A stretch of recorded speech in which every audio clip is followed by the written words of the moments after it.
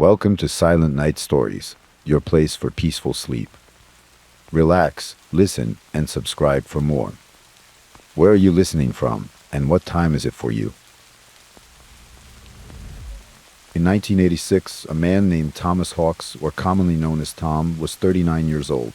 Tom had recently divorced his wife and was living with his two teenage sons. One evening, Tom was having dinner with his sons at a restaurant near his home in California. There, he was captivated by a woman he found very beautiful and elegant. Tom kept looking at the woman until she finally noticed that he was staring at her.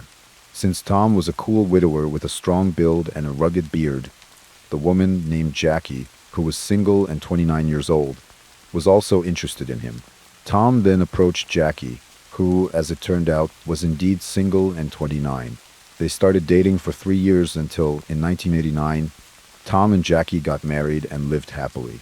Before their marriage, Jackie had told Tom that she had been in an accident, and the doctors had declared that she would not be able to have children. However, Tom didn't mind and accepted Jackie as she was. Jackie was also happy because she finally got to experience being a mother to her stepchildren, Tom's sons. Over the years, Jackie dedicated herself as a good homemaker for the two boys. However, as the boys grew up, they decided to work in other cities, leaving their parents feeling a bit of emptiness, especially Jackie, who felt very lonely since she was very close to them. Tom then took the initiative to sell their house and use all of his remaining savings to buy a boat, with the aim of enjoying their old age relaxing and sailing along the California coast. In 2002, Tom bought a second-hand boat at a reasonably low price, and he and Jackie worked on refurbishing and renovating it until it looked beautiful and comfortable. After 2 years of a relaxed life, in 2004, one of Tom's sons shared the exciting news that Tom and Jackie would soon become grandparents. Jackie was thrilled by the news and immediately felt happy, asking her husband, Tom, to sell their boat because they needed to live on land to be closer to their first grandchild. In response, Tom placed ads in several magazines to sell their boat for $500,000. It didn't take long before a couple called Tom, explaining that they had been saving for years to buy a yacht and were interested in Tom's boat. Tom and Jackie, excited, informed their son that they had found potential buyers and would soon complete the transaction. However, a few days later, Tom and Jackie suddenly went missing and couldn't be reached by either of their sons. This raised serious suspicions, as Tom and Jackie were the type of parents who would always be the first to reach out or, at the very least, always return any missed calls from their sons. When their son reported to their uncle, Jim, who was also a retired police chief in California, Jim immediately got into his car and headed to Newport Beach, where Tom's boat was docked. He went with a friend, and when they arrived at the marina, Tom's yacht was indeed still there. Jim thought perhaps the transaction hadn't been completed, which was why the boat was still docked. However, when Jim boarded the yacht to check for Tom and Jackie, he found that no one was aboard. After inspecting the entire boat, Jim noticed several things that seemed unusual for the Tom and Jackie he knew. First, one side of the boat was very messy, which was unlike Tom, who always kept his boat meticulously tidy. Second, the tarp in the cockpit area was shifted and left unarranged. Third, several dirty towels were hanging haphazardly. Jim found all of this very odd, as the Tom he knew would never leave the boat in such a messy state. Since it was getting dark, Jim took out his business card and wrote a message for the new owner to contact him at that number. He explained that his brother-in-law had just sold the boat and was now missing. Jim asked the new owner to reach out to him as soon as possible. A few hours after Jim left, his phone rang, and it was a young woman named Jennifer DeLeon, 21 years old. Jennifer told Jim that she had found his business card inside her yacht. Indeed, her husband had just bought the boat from Tom and Jackie. However, like Jim, Jennifer admitted that they had trouble reaching Tom, as they had a few questions about the boat's controls. In addition, some personal belongings of Tom and Jackie had been left in the boat's closet, so they were also trying to return those items to them. Jennifer explained that the last time they saw Tom and Jackie was when they completed the transaction. After her husband handed a suitcase of cash to Tom and Jackie, the couple immediately got into their car and drove off. Since then, Both Jim and Jennifer had been unable to contact Tom and Jackie. Jim then asked Jennifer if she had any idea where the couple might have gone, but Jennifer replied that she didn't know, as they hadn't discussed personal matters, only the details of the boat transaction. However, Jennifer did recall hearing a conversation between Tom and his wife, Jackie, in which Tom mentioned wanting to buy a house in Mexico, near the Arizona border where his sons lived. Jim thanked Jennifer and asked her to inform him if she learned anything about Tom and Jackie's whereabouts. Jennifer asked Jim to do the same if he found out anything. After the call, Jim remembered there was someone who might know where Tom and Jackie were. Patricia, an accountant hired by Tom and Jackie to handle their finances, especially when they were at sea with limited internet access. Patricia managed their bills and paid their taxes. The first thing Jim asked Patricia was, "Hey, have you heard from Tom and Jackie in the past few days?"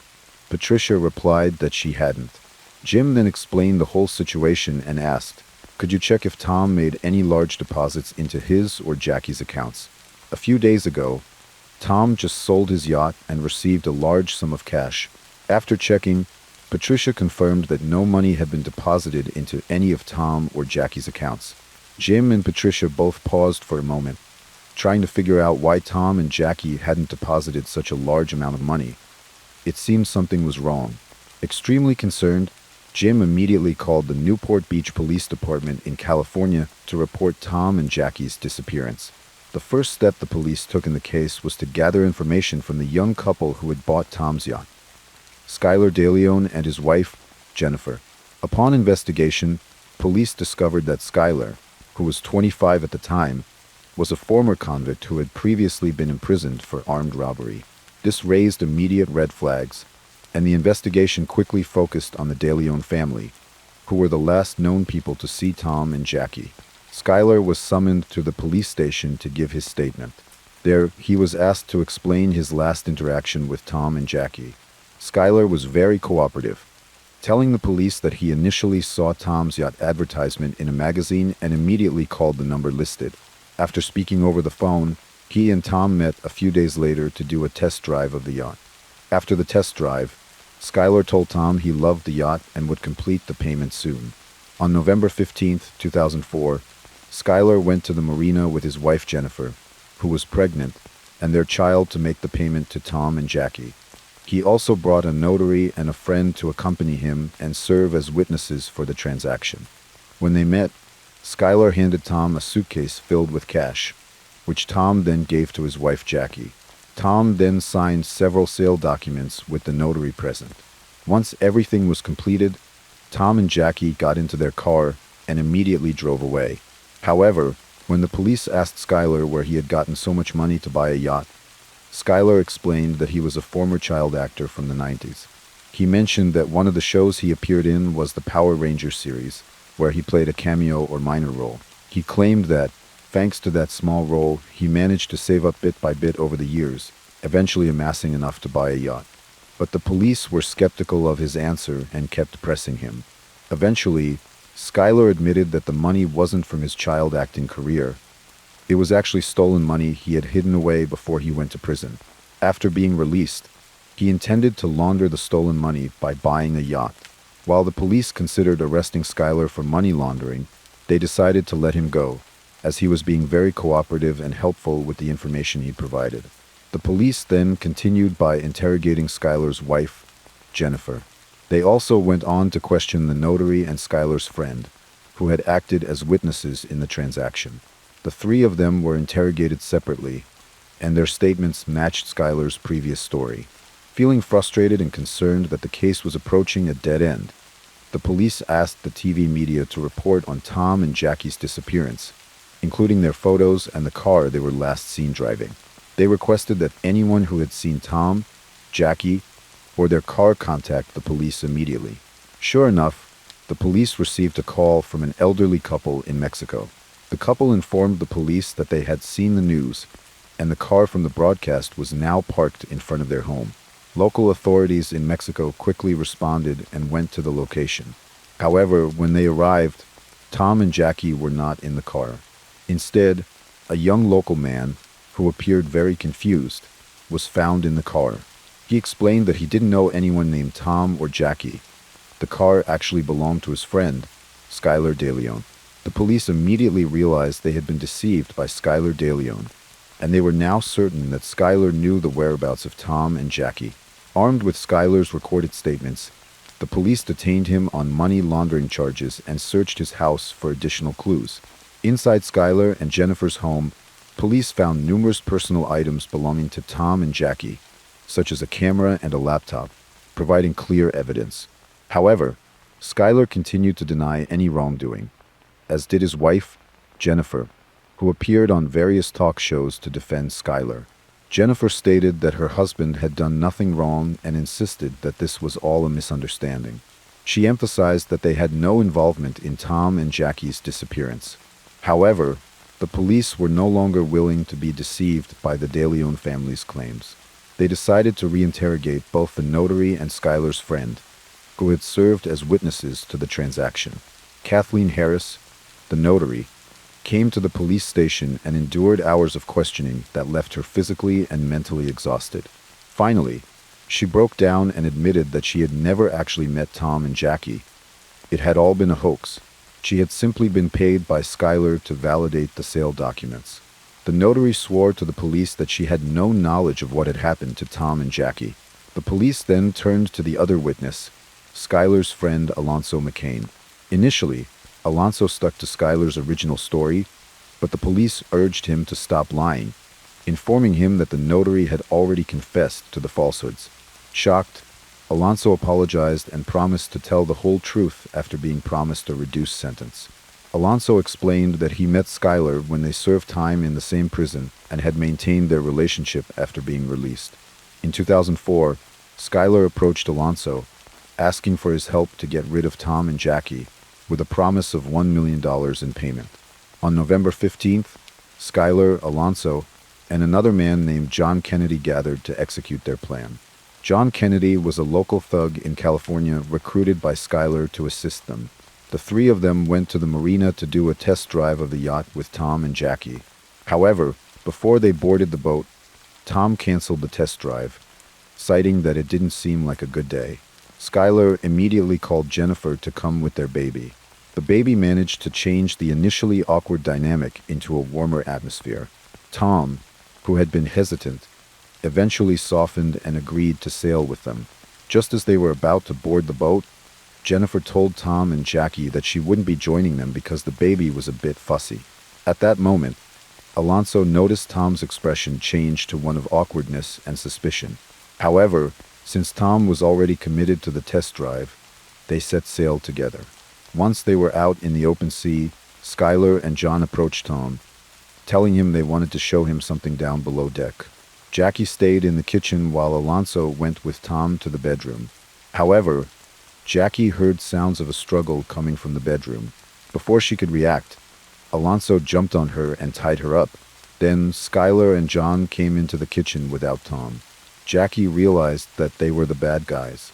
She was forced down to the bedroom to sit beside her husband, who was tied up on the bed. Jackie glared angrily at Skylar and asked why he was doing this to them, especially after they had just met his beautiful wife and lovely child.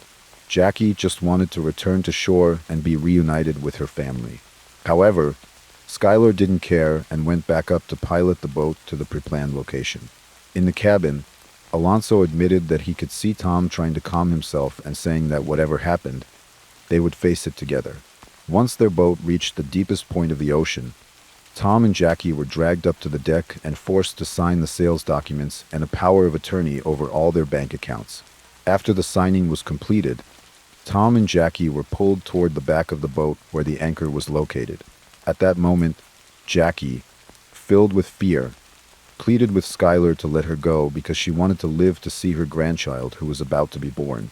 Unexpectedly, an angry Tom managed to break free from John's grip and kicked at Skylar. But unfortunately, John, who was muscular, quickly caught Tom again. Tom was then made to sit on the floor with Jackie, their backs pressed against each other, and their hands handcuffed together. Skylar ordered John to move the anchor toward the back of the boat and then chain Tom and Jackie's bodies together. After that, Skylar walked to the back of the boat and kicked the anchor into the sea, which would automatically pull Tom and Jackie's bodies down to the ocean floor. Alonso admitted that he saw Skylar laughing joyfully and jumping around like a child. Even more surprising, although Jennifer, Skylar's wife, was not on the boat, it turned out that she was the mastermind behind their actions. In fact, Alonso said that this whole plan was Jennifer's idea. Jennifer was the one who initially found the yacht ad in a magazine and convinced her husband, Skylar, to kill Tom and Jackie, then sell their boat to make money easily. Jennifer also intentionally brought their small baby along so that Tom and Jackie would be softened and fall into their trap. Before and after they carried out their plan, Skylar always made time to contact Jennifer just to update her on the progress of their scheme and to discuss what they should do next. The most shocking part of this case was Jackie's camera. When the police found the camera at Skylar and Jennifer's home, they reviewed its footage and discovered a video recorded by Jackie herself. In the video, Jackie expressed her happiness about selling the boat and being able to reunite with her children and grandchildren. However, when the police tried to view the subsequent recordings, the video switched to footage recorded by Jennifer, showing their small family celebrating a Thanksgiving dinner while playing with their little daughter. This happened just a few days after they had killed Tom and Jackie, which was extremely inhumane given that they had just committed such a heinous act. Jennifer and Skylar even used the camera to record all of their family activities without feeling any guilt. In the end, Alonso was sentenced to 20 years in prison. Jennifer De Leon received a life sentence, while Skylar De Leon and John Kennedy were sentenced to death.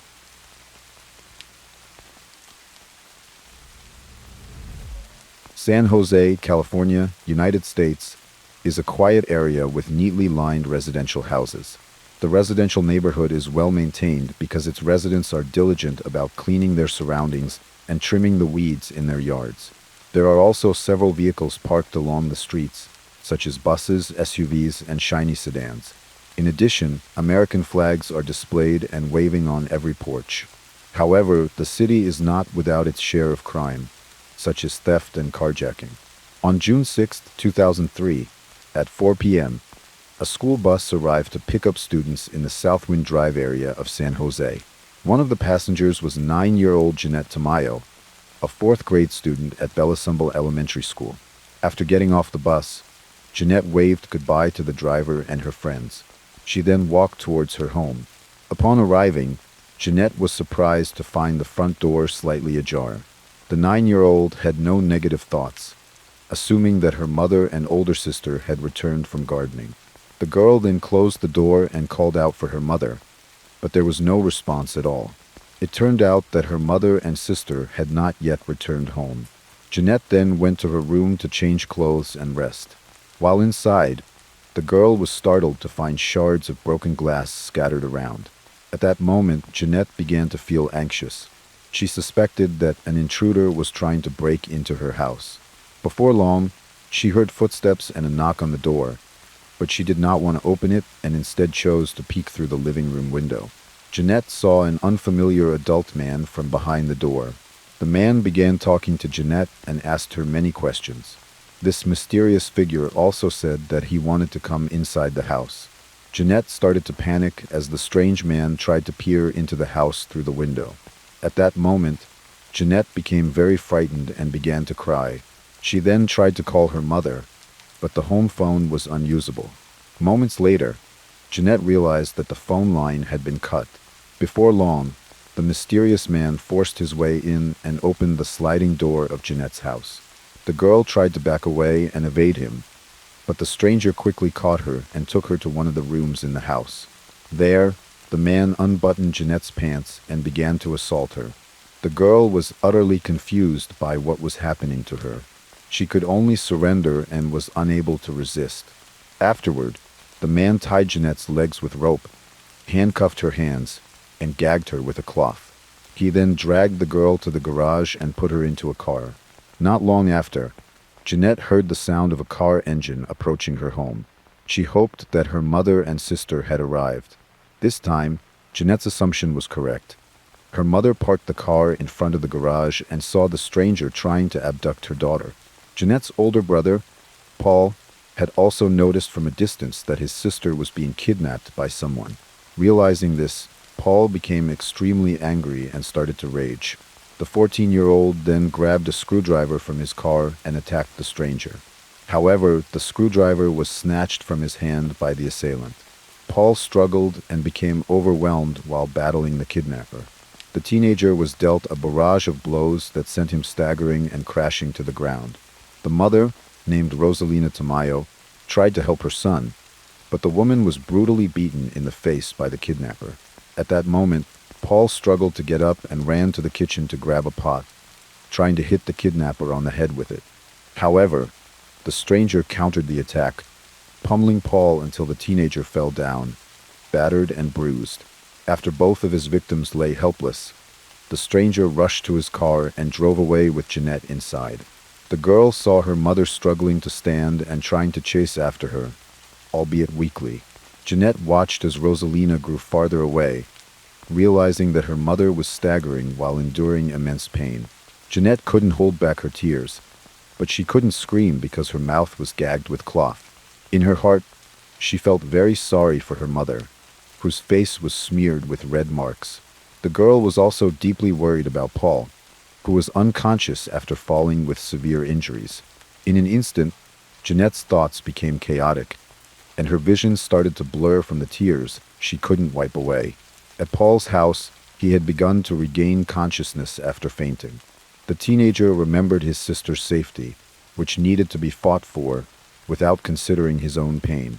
Paul ran around, calling for help from anyone who could hear him.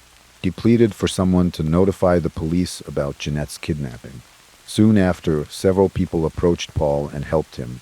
They took the teenager back to his home and reported the incident to the police. Before long, officers arrived at the scene to conduct an investigation. Meanwhile, medical personnel intended to evacuate Paul and Rosalina to the hospital via ambulance, but the mother refused to go.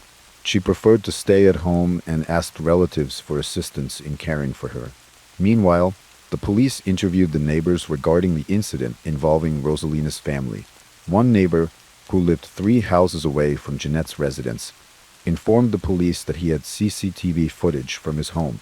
The surveillance camera captured the street in the neighborhood. The neighbor then provided the CCTV recording to the authorities for immediate investigation.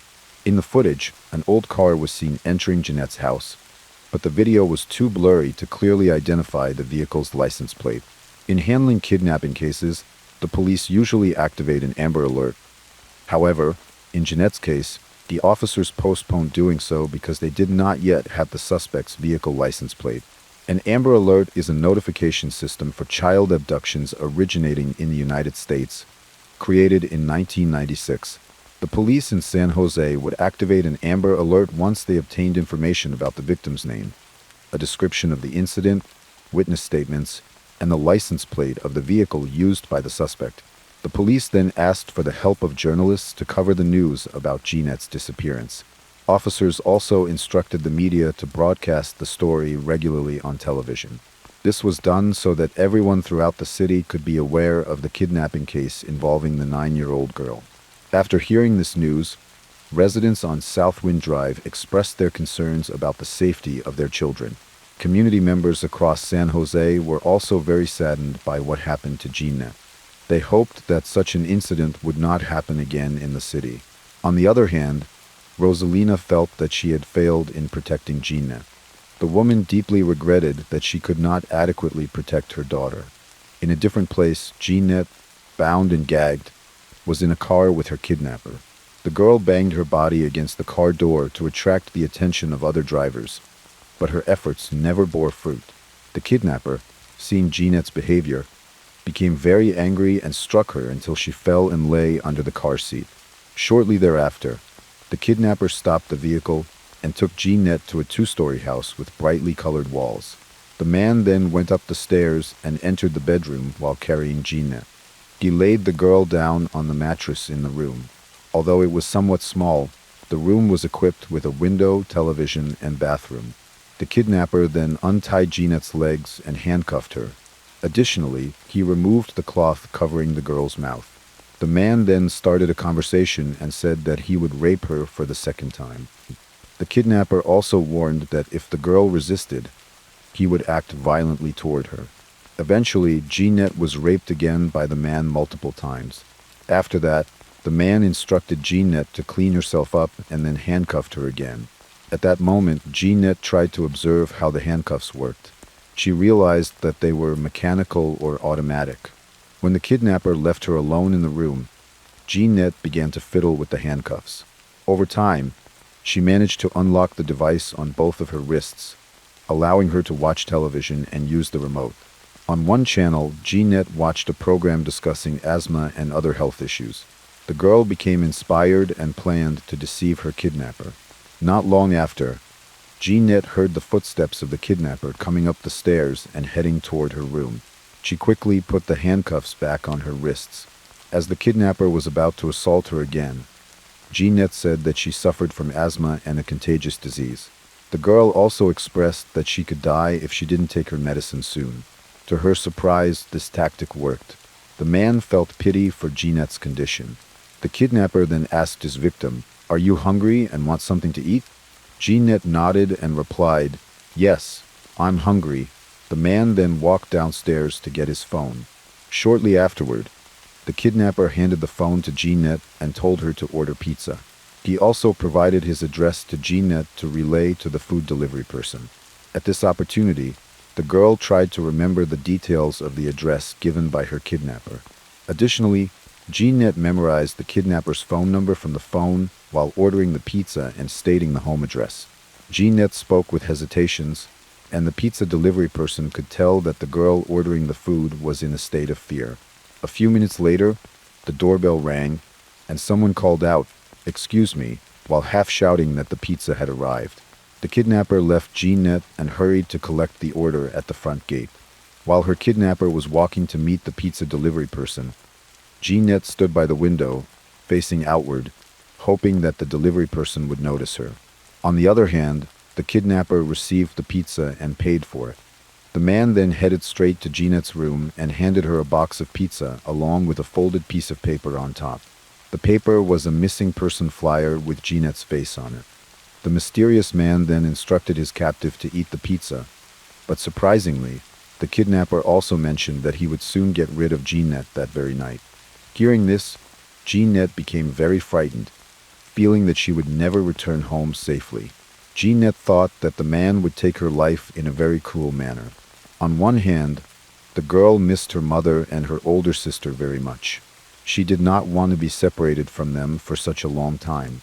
Meanwhile, the pizza delivery person had noticed Jeanette from the gate. The person did not move from their spot and continued to observe the girl's room from a distance. Vaguely, they sensed something unusual, but the delivery person had to return to the shop to continue their tasks. As night fell, Jeanette prayed to God that she would be able to return home safely. The girl then forced her mind to think hard to find a way to save herself. Soon, Jeanette remembered a television show she often watched at home. Together with her sister, the show featured detectives dealing with criminal cases. From there, Jeanette learned that a detective needed fingerprint evidence to identify the perpetrator. Not long after, the girl took the kidnapper's watch from a small table in the room. She also grabbed a turtle-shaped toy and the kidnapper's underwear that had been left in the bathroom. By taking these items, Jeanette hoped that the police could collect samples from the kidnapper's body. Jeanette then stored these items in the empty pizza box. Next, she placed the box under her bed. Shortly afterward, the kidnapper returned to her room and asked if the girl had eaten her pizza. Jeanette said that she had eaten all the food. Fortunately, the kidnapper did not check the food box or look for the items that Jeanette had taken. The man then left the girl alone in silence for a while. Jeanette always thought that the kidnapper would execute her right then and there. She shuddered at the thought of the crimes that the mysterious man might commit. Not long after, the kidnapper returned to Jeanette's room and observed the girl's face. The man noticed that his victim was very scared when she saw him, but he did not want to show her too much compassion. After that, he tied Jeanette's legs and gagged her mouth. The kidnapper then picked her up and laid her in the trunk of the car. Before long, the man drove his vehicle very fast. In the cramped, dark, and stuffy trunk, Jeanette cried softly while imagining her mother's and sister's faces. She was overwhelmed with fear, picturing the kidnapper hurting her and taking her life. The journey felt very long for Jeanette. She forced herself to concentrate and memorize some of the turns they had taken. A little while later, the kidnapper stopped his car in a shopping area in Palo Alto. He then opened the trunk and pulled Jeanette out. The man untied the ropes on Jeanette's legs and removed the cloth that gagged her mouth. After a moment, the kidnapper grabbed Jeanette's chin and threatened her not to report him to the police. Jeanette could only nod her head while crying. The man also warned that he would hide Jeanette and her family if the police found out about her. He then pushed the girl into the middle of the road and told her to go away. At that moment, Jeanette ran laboriously toward a convenience store located not far from the highway. She sat on the store's stoop, crying uncontrollably. She felt very scared because there was no one around her. However, on the other hand, Jeanette felt a great sense of relief that she was still alive and had not been eliminated by her kidnapper. Not long after, a store clerk approached Jeanette. He tried to calm the girl down and engage her in conversation. The man asked, "Child, what is your name and why are you here?" At that moment, Jeanette didn't respond right away. Instead, she cried and babbled. The girl spoke incoherently, saying that she was scared. It turned out that the kidnapper's threats were still echoing in Jeanette's mind. She pleaded with the clerk not to report it to the police. Hearing this, the store clerk became confused by the girl's words. He tried to reassure her, giving her some water and urging her to come into the store. After that, the clerk introduced himself and said his name was Isa Yassin. A little while later, Isa realized that the girl was Jeanette, who had been reported missing a few days earlier. He immediately offered to help contact Jeanette's parents. Without waiting for a response, Isa handed his phone to Jeanette. However, Jeanette continued to cry and showed signs of fear. After observing the girl's behavior, Isa decided to call the police. He told the officers that Jeanette was with him and was unharmed. Soon, the police arrived at the store, and the officers took Jeanette into their car. While in the vehicle, Jeanette pulled items from her pockets and handed them to the officers. At this moment, the authorities gathered information from the girl and wanted to apprehend the perpetrator as soon as possible. Jeanette explained her experience during the kidnapping very clearly. The girl was also able to remember the kidnapper's home address and his phone number well. In fact, Jeanette could recall every turn she took to get to the kidnapper's house. She even drew a map showing the direction to the mysterious man's residence. Jeanette then handed the drawing to a detective named Heather Rendell. Seeing this, the detective was amazed by Jeanette's intelligence. Additionally, the girl shared her experience of being instructed to order pizza by her kidnapper with the police to confirm her statements. The officers inquired with the pizza shop owner about that address. It turned out that the information matched what Jeanette had said. The police immediately rushed to the house indicated by the girl. Upon arriving there, they conducted a raid and searched the perpetrator's home. At that time, the kidnapper was in the attic of his house. He resisted the officers and attempted to escape. Eventually, the police deployed several tracking dogs to subdue the suspect. The dogs successfully bit the kidnapper's leg, bringing him down helplessly. The perpetrator was then subdued by the officers and taken to the police station. There, he was interrogated very firmly by the detective. Through this interrogation process, it was discovered that the suspect had several aliases but revealed that his real name was David Montiel Cruz, a 26-year-old man. He also admitted to frequently committing kidnapping and abuse against minors. Meanwhile, Jeanette had been taken to the hospital and was reunited with her mother and sister. At that moment, the girl noticed scars on Rosalina's face, which made it difficult for her to recognize her mother at first. However, it didn't take long for Jeanette to recognize her mother while crying. Rosalina, seeing her daughter safe, felt extremely relieved and happy. Some time later, the trial for Jeanette's case was held at the San Jose court. In that trial, David was sentenced to 102 years in prison for his actions against Jeanette and other victims. Jeanette was very grateful to have escaped that ordeal and felt that the perpetrator received a fitting punishment. She also vowed to help many people out there who were struggling and experiencing kidnapping and assault. The girl aspired to become a detective and wanted to assist victims of crime. After several decades, Jeanette was reunited with the detective who had helped her. They embraced each other and happily exchanged stories. At present, Jeanette is still undergoing training to become a detective, while Heather has been promoted to head the San Jose Police. Glory and Moon, a married couple from Hong Kong, have two sons, Hoying and Henry.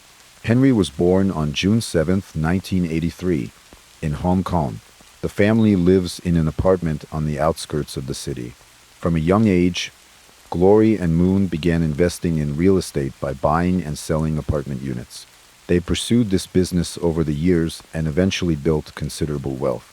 Glory, as a father, was very strict with his sons and wanted them to become independent. To prepare them for the future, he and Moon made sure they received a good education. Hoying excelled in his studies, but Henry struggled. Despite his parents' efforts to provide him with quality education and piano lessons, Henry showed little interest. He lived in his own world, focused primarily on investments, women, and gaming. Henry was known to be arrogant, often looking down on others, and was generally a quiet and isolated child. By middle school, he had almost no friends. When he began to receive poor grades, his parents were deeply disappointed. In response, Glory sent Henry to study abroad in Australia at the University of Canberra in 2000. However, Henry faced bullying and discrimination from his classmates at university. Unable to cope, he dropped out in 2003 and returned to Hong Kong, lying to his parents that he had completed his degree. His parents soon uncovered the truth and, disappointed once again, enrolled him at the University of Hong Kong. Yet, Henry remained uninterested in his education, spending much of his time in the world of online gaming. He also tried working at various jobs but never stayed for long, often leaving due to boredom or dissatisfaction with his income. Henry's personal life was similarly troubled. He struggled to maintain relationships, and one day, a girlfriend told him she was pregnant. Henry, however, refused to take responsibility and pressured her to have an abortion.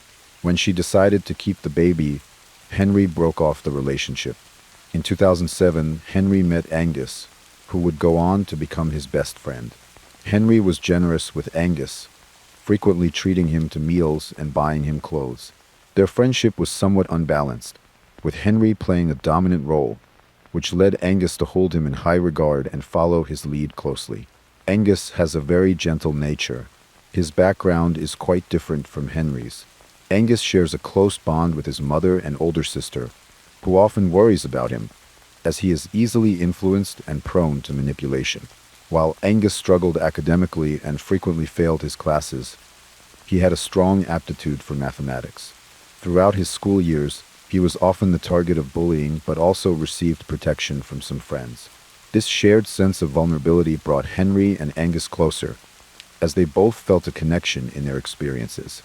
Angus's romantic relationships were fraught with difficulties. He married a woman from Indonesia, only to be heartbroken on their wedding night when she confessed that she already had a husband. It turned out she also had another boyfriend and had only married Angus as a way to stay in Hong Kong. Following the failure of his marriage, Angus traveled to New Zealand to reflect and recover. There, he met another woman who ultimately deceived him and drained him financially. Angus returned to Hong Kong penniless and deeply disheartened. Desperate and overwhelmed, Angus attempted to end his life by ingesting mercury from a thermometer mixed with rat poison and cough syrup. Fortunately, his older sister discovered his plan in time, saving his life, though he did suffer some nerve damage from the incident. In 2011, Henry's life also took a downturn.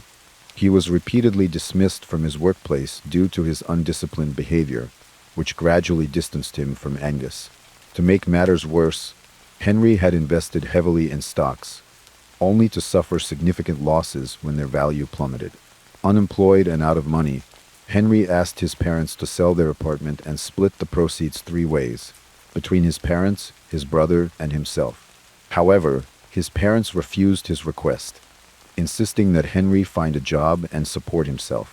Feeling rejected, Henry left home, convinced his parents no longer loved him. His resentment grew, fueled by feelings of abandonment and anger. After leaving, Henry disappeared for a while, with no one certain of his whereabouts. Eventually, he reached out to Angus, his only close friend from the past, despite them not having seen each other in a long time. Their bond remained strong, and Angus welcomed Henry, offering him a place to stay. Confiding in Angus, Henry vented his frustrations about his family. He expressed deep bitterness toward his mother, recalling how she forced him to take piano lessons as a child. He also harbored intense hatred for his father, who he described as an alcoholic who often came home late, sometimes taking out his anger on Henry's mother and older brother. Tensions with his parents had been simmering for years, and the argument over selling their apartment had finally escalated, deepening the rift between Henry and his family. On Tuesday, March 5, 2013, Hoying visited his parents' apartment, intending to meet with them. However, he was surprised to find only his brother, Henry, there. When Hoying asked about their parents, Henry mentioned hearing that they had planned a trip to Sangtong, China, for a vacation. Strangely, Hoying had not been informed of any such plans. Over the next 2 days, Hoying repeatedly tried to reach his parents by phone, but his calls went unanswered, leaving him increasingly worried about their safety. On Thursday, March 7, 2013, at Hoying's urging, he and Henry went to the police to report their parents as missing. At the station, Henry explained that the last time he had seen their parents was on Saturday, March 2, 2013, when they met for tea at Langham Place in Mongkok. After that, he claimed to have had no further contact with them. 5 days later, on Sunday, March 10, 2013, the police informed Hoying and Henry that, according to the Immigration Department, there was no record of their parents leaving Hong Kong. Their names did not appear on any flight schedules, nor was there any recent activity associated with their passports. The disappearance of Glory and Moon remained a mystery, leaving family and friends confused and concerned. During this difficult time, while their parents were officially listed as missing, Hoying launched a public campaign. He created a Facebook page asking the public to share any information about his parents' whereabouts, hoping someone might help unravel the mystery. The next day, Hoying and Henry went to the Apple Daily News Agency to report their parents' disappearance. The story of the missing couple quickly captured public attention across Hong Kong, prompting the police to prioritize the case.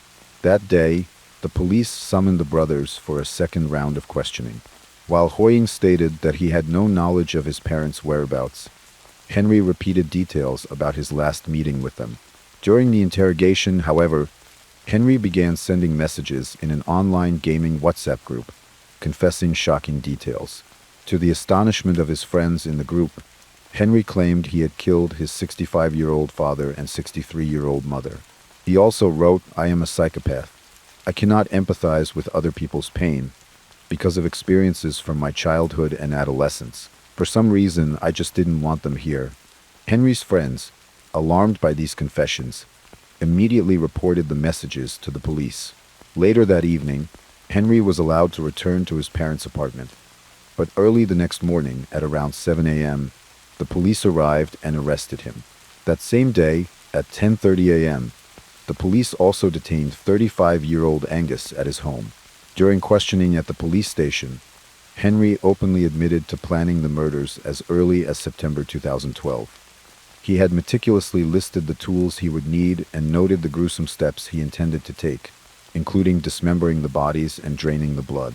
By January, Henry had enlisted Angus's help, arranging for him to visit his apartment. Having prepared a list of required items, Henry began purchasing tools such as butcher knives, hammers, lunchboxes, and bleach. Between January and February, to avoid raising suspicion, Henry occasionally asked Angus to purchase various items, though Angus was unaware of Henry's true intentions. In the days leading up to the murder, however, Henry confided in Angus, discussing his plans to kill his parents. Henry initially intended to carry out the crime near the border of Sanchin City and Hong Kong, but Angus felt the location was too exposed and instead suggested using his own apartment in a remote area. On Friday, March 1, 2013, Henry invited his parents, Glory and Moon, to lunch at Angus's apartment, under the pretense that he had moved there. Unaware of his intentions, Glory and Moon accepted the invitation. CCTV footage later showed Henry leading his parents through the apartment lobby. The three of them waited in the lobby until the elevator arrived, then went up together. Once inside the apartment, Henry and Angus initially created a calm and welcoming atmosphere, inviting Glory and Moon to sit down. But the tension quickly escalated when Henry and Angus launched a sudden attack. Angus covered Moon's mouth from behind and plunged a knife into her neck, killing her. Henry then attempted to stab his father in the back, but his father resisted, and in the struggle, the knife in Angus's hand accidentally wounded Henry's thigh. As Henry began to falter, Angus stepped in to help, fatally stabbing Henry's father in the neck. With both parents now dead, Henry left the apartment, still in his blood-stained clothes, and went to the hospital to receive treatment. After getting 11 stitches for his thigh wound, he visited a local market to buy new trousers and changed out of his bloody clothing. That afternoon, Henry returned to the apartment to help Angus with the grisly task of disposing of their parents' bodies. Under the cover of night, they began dismembering the bodies. They preserved some parts with salt to slow down decomposition, stored others in lunchboxes in the freezer, and even boiled or microwaved some with barbecue sauce, intending to eat these parts as side dishes with rice. Other body parts were mixed with sand and cement, placed in plastic bags, and gradually disposed of at a nearby pier. After hours of interrogation, the police decided to search Angus's apartment for evidence. Upon entry, they found blood-stained carpet remnants that pointed to the crime. It was clear the apartment had been prepared for murder. The police discovered 3 trash bags containing body parts, additional bags filled with sand and cement, a meat-cutting board, 6 styrofoam lunchboxes, a bucket with a saw, and 7 knives. Meanwhile, in the kitchen, police discovered 2 refrigerators containing the heads of Glory and Moon, along with several lunchboxes filled with meat. They also found a microwave with human flesh mixed with cooked barbecue sauce on a plate of rice. Yellow oil, which turned out to be the victim's fat, had pooled around the microwave. In Angus's room, investigators found a note detailing the tools and steps involved in the murder, hidden beneath his mattress. When news of the case broke, it shocked Hong Kong society. Many were stunned that Henry, a young man with a small, shy appearance, could commit such a brutal act against his own parents. Rumors quickly circulated, with some speculating that Henry had engaged in cannibalism. However, the investigation found no evidence that either Henry or Angus had eaten the cooked meat. While Henry and Angus were detained, the police continued to gather evidence. Over a year after the crime, on Monday, August 4, 2014, their trial began. Charged with premeditated murder, Henry and Angus both maintained their innocence in court. Despite the overwhelming evidence presented, the 2 men turned on each other, each blaming the other. Henry claimed it was Angus who had masterminded the plan and written the note outlining the murder. However, handwriting analysis revealed that the note found under Angus's bed was, in fact, written by Henry. Angus also denied involvement in the murder itself but admitted to helping clean up the scene. He claimed he only returned to his apartment on March 4, 2013, 3 days after the murder had taken place. According to Angus, Henry greeted him with a faint smile and showed him his parents' heads in plastic bags. Angus stated that he helped Henry clean up and dispose of the bodies only because Henry had threatened to kill his mother if he didn't comply. The defense then requested a psychiatric evaluation for Henry, arguing that his actions stemmed from mental health issues. The initial assessment indicated that Henry had bipolar disorder and obsessive-compulsive disorder, OCD. The defense presented these findings, describing Henry as a dropout who was unemployed, unable to maintain relationships, and deeply unhappy, so much so that he had contemplated ending his life. Psychiatrists suggested that his stress and feelings of failure might have contributed to his actions. However, a second psychiatric evaluation found no clinical abnormalities, concluding instead that Henry exhibited narcissistic and psychopathic traits. His IQ test showed an above-average score of 126, while Angus's IQ was found to be below average at 84, consistent with his older sister's description of him as easily influenced and manipulated. The prosecution argued that Henry had carefully planned the murder and manipulated Angus into helping him. Amid public pressure and heightened interest in the case, the trial was postponed several times. Finally, on Friday, March 20th, 2015, Henry was convicted of premeditated double murder and sentenced to life imprisonment, plus an additional 9 years and 4 months. This sentence was notably different from Angus's, who received only a 3-year prison sentence, as he was found not guilty of planning the murder but rather of obstructing the burial. After serving his time, Angus was released immediately following the trial. During Henry's trial, additional insights surfaced about his deep-seated resentment toward his parents. Henry blamed them for all his perceived failures in life. He claimed that he struggled to concentrate on his studies because his father frequently played the television at a loud volume. He also harbored intense resentment toward his mother, not only for forcing him to take piano lessons but also for humiliating him in front of a woman he admired. Henry stated, "I thought if I could resolve the emotional relationship with my parents, that would be a solution. If they died, I could be reborn." He admitted he had wanted to complete the act before he turned 30 and felt a sense of relief once his parents were dead. Initially, he had even planned to kill his older brother, but the feeling of inner peace he experienced after his parents' deaths ultimately led him to abandon this idea. In a disturbing revelation, Henry also claimed that if he had managed to avoid capture, he and Angus would have gone to China, where he planned to commit further crimes, including assaults on random women. Fortunately, Henry's crimes were discovered before he could carry out these intentions, preventing further harm.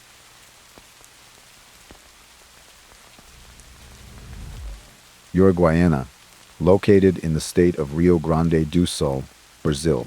This city, with a population of over 120,000, shares a border with Argentina and faces the city of Paso de los Libres, separated only by a river. It was in Uruguaiana that a 29-year-old man named Jonathan Martins del Almeida was born and raised. While little information about Jonathan's childhood is available, it is known that he is the youngest of 7 children and is affectionately called Neko or Nikinho by his family and friends. Jonathan was known as a hardworking and tireless young man, dedicated to helping his family financially. In 2013, Jonathan accompanied his father to Caxias do Sul, approximately 650 kilometers from his hometown, where they both worked as construction laborers on a project. It was during this time that Jonathan met a 51-year-old woman named Lida Nadalina Alves Pinheiro. Despite their 22-year age difference, Jonathan was drawn to Lida and admired her. Not long after, they began dating. A few months later, Jonathan and his father's work contract came to an end, necessitating their return to Uruguaiana. Jonathan left Lida in Caxias do Sul, but they maintained their relationship despite the distance. In the midst of their conversations, Jonathan expressed his desire to move back to Caxias do Sul to live with Lida. Ultimately, he kept his promise and relocated to be with her. They lived together for a time before deciding to move again, this time to Arroio do Sal, a small coastal town in southern Brazil with a population of about 10,000. There, Jonathan found a job as an expert in installing home security systems, and he and Lida moved into a house not far from his workplace. Although Jonathan had grown more distant from his family in recent years, he maintained his connections through phone calls, WhatsApp messages, and family group chats, where he often shared jokes and engaged in lighthearted banter. However, in mid-December 2016, Jonathan suddenly stopped responding to messages in the family group. On a Sunday in mid-December, he replied to a WhatsApp message for the last time, and soon after, his family noticed his silence. They realized he hadn't even read their subsequent messages. In the hours that followed, they attempted to reach him, but to no avail. Assuming he was simply busy, they decided to wait until the next day to contact him again. When a full day passed without any communication, the family grew increasingly worried. Knowing that Jonathan lived with Lida, they reached out to her to inquire about his whereabouts. Instead of providing a clear answer, Lida claimed she didn't know where Jonathan was. She even mentioned that he had left to be with another woman, adding that he had taken his belongings and departed in a green Chevrolet Celta parked at the edge of their housing estate. Doubtful of Lida's story, one of Jonathan's older brothers decided to visit Lida's house in Arroyo do Sal. While he didn't find Jonathan or any of his belongings, he did notice that the motorcycle Jonathan had purchased just a few months earlier was still at the house. The fact that Jonathan had left without his motorcycle intensified his family's suspicions. Weeks passed without any sign of Jonathan, prompting the family to officially report his disappearance to the police in mid-January 2017.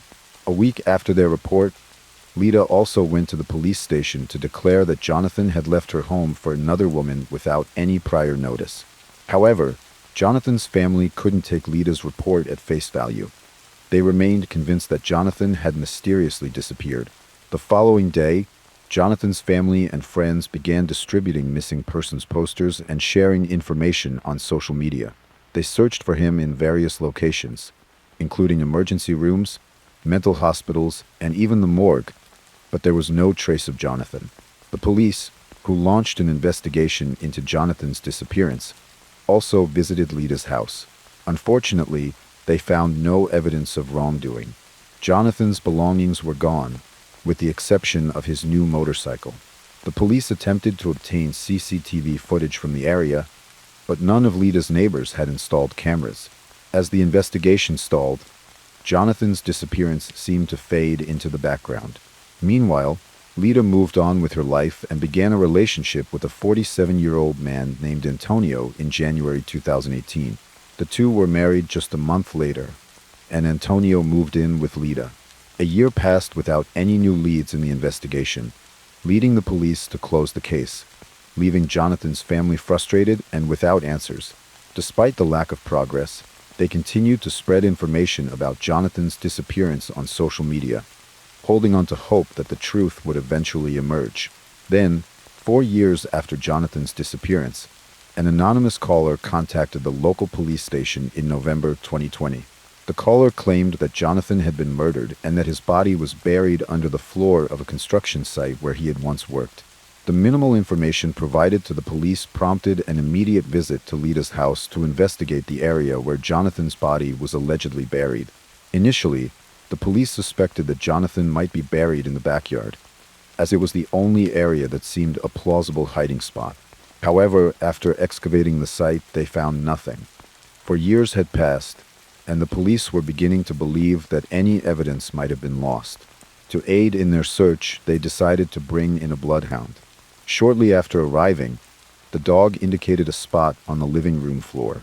At first, the dog seemed uncertain, but when the officers began to demolish the floor, the dog showed signs that it had discovered something. Without delay, the officers dug beneath the living room floor and unearthed human remains. The condition of the remains made immediate identification impossible, so they were sent to the hospital for DNA testing and autopsy. Lida was arrested at the scene, and her husband, Antonio, was also taken into custody by the police. When the remains were found under Lida's house, the police were convinced they belonged to Jonathan, who had vanished 4 years prior. However, only DNA testing could confirm this. Jonathan's family in Uruguayana was notified and rushed to the city. Meanwhile, the autopsy results were released. The forensic doctor noted multiple fractures in the skull, suggesting Jonathan had suffered significant trauma from several blows. The separation of the bones indicated that the body had likely been dismembered, potentially to fit into a burial pit. Ultimately, the DNA test confirmed the heartbreaking truth. The remains were indeed those of Jonathan, who had disappeared 4 years earlier. Lida, when questioned, refused to speak without a lawyer and subsequently hired one to communicate with the police. According to Lida's account, on the night of the incident, Jonathan returned home very drunk after spending the entire night at the bar with friends. During the confrontation, he allegedly broke a glass on the kitchen table and approached Lida. In fear, Lida claimed she picked up another glass and struck Jonathan on the head, asserting that her actions were in self-defense. However, when she discovered Jonathan was dead, panic set in, leading her to hide his body and bury it in an empty lot beside her house.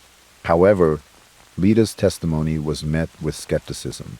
How could she have felt threatened by Jonathan when he had not attacked her? Additionally, the fracture in Jonathan's skull suggested that the object used to strike him was not merely a glass. The police also uncovered other evidence that contradicted Lita's statements, highlighting inconsistencies in her story. They continued to urge her to confess, emphasizing that lying would only worsen her situation. Eventually, Lita admitted to her actions and provided a second version of her story. On the afternoon of December 18, 2016, Lita and Jonathan had a heated argument because Jonathan wanted to end their relationship and start anew. Unwilling to accept the breakup, Lita accused him of infidelity. Although there was no evidence to support her claims, Jonathan, tired of the confrontation, sat down to drink a beer. In a fit of emotion, Lita struck him with a beer bottle, causing serious injury and leaving him helpless. In a panic, she dug a hole in the dirt next to her house and dragged Jonathan's still-breathing body into it. In an effort to fit him into the shallow grave, she mutilated parts of his body with a saw. To cover her tracks, Lita disposed of all of Jonathan's personal belongings and fabricated a story for his family, who were searching for him. 2 weeks later, she called a construction worker to build a living room over Jonathan's burial site. The construction worker installed walls and tiles, effectively concealing the fact that Jonathan was buried beneath them. However, it is likely that he sensed something was amiss about the house. This has led to speculation that the anonymous caller who reported the presence of a body in Lita's home was, in fact, the construction worker himself. 2 years after her arrest, Lita, now 61 years old, faced trial on Thursday, January 19, 2023. Her defense team argued that Lita did not intend to kill Jonathan and claimed that the beating was an unfortunate accident. They asserted that she was unaware of the severity of her actions. In contrast, the prosecution maintained that Lita was guilty of murdering Jonathan, suggesting that her intentions became clear after he ended their relationship. The following day, January 20th, 2023, Lita returned to court for the trial's conclusion and to hear the verdict. She was found guilty of murder and sentenced to 18 years in prison, along with an additional 10 months for concealing a body, with no chance of parole. Her husband, Antonio, was also tried that day, accused of being complicit in the murder and of hiding the victim's body. However, Antonio denied the allegations, stating that he had only met Lita a year after the murder occurred. With no evidence linking him to the crime, he was acquitted. The case surrounding Jonathan's death garnered significant public attention, highlighting how Lita, with her cunning and cruelty, committed the murder and constructed a living room over her victim's grave. Marlene May McKinnon Warren was born on April 15, 1950, in Mount Clemens, Macomb County, Michigan, United States. She was the second of 3 children born to Bill Twing and Shirley Twing.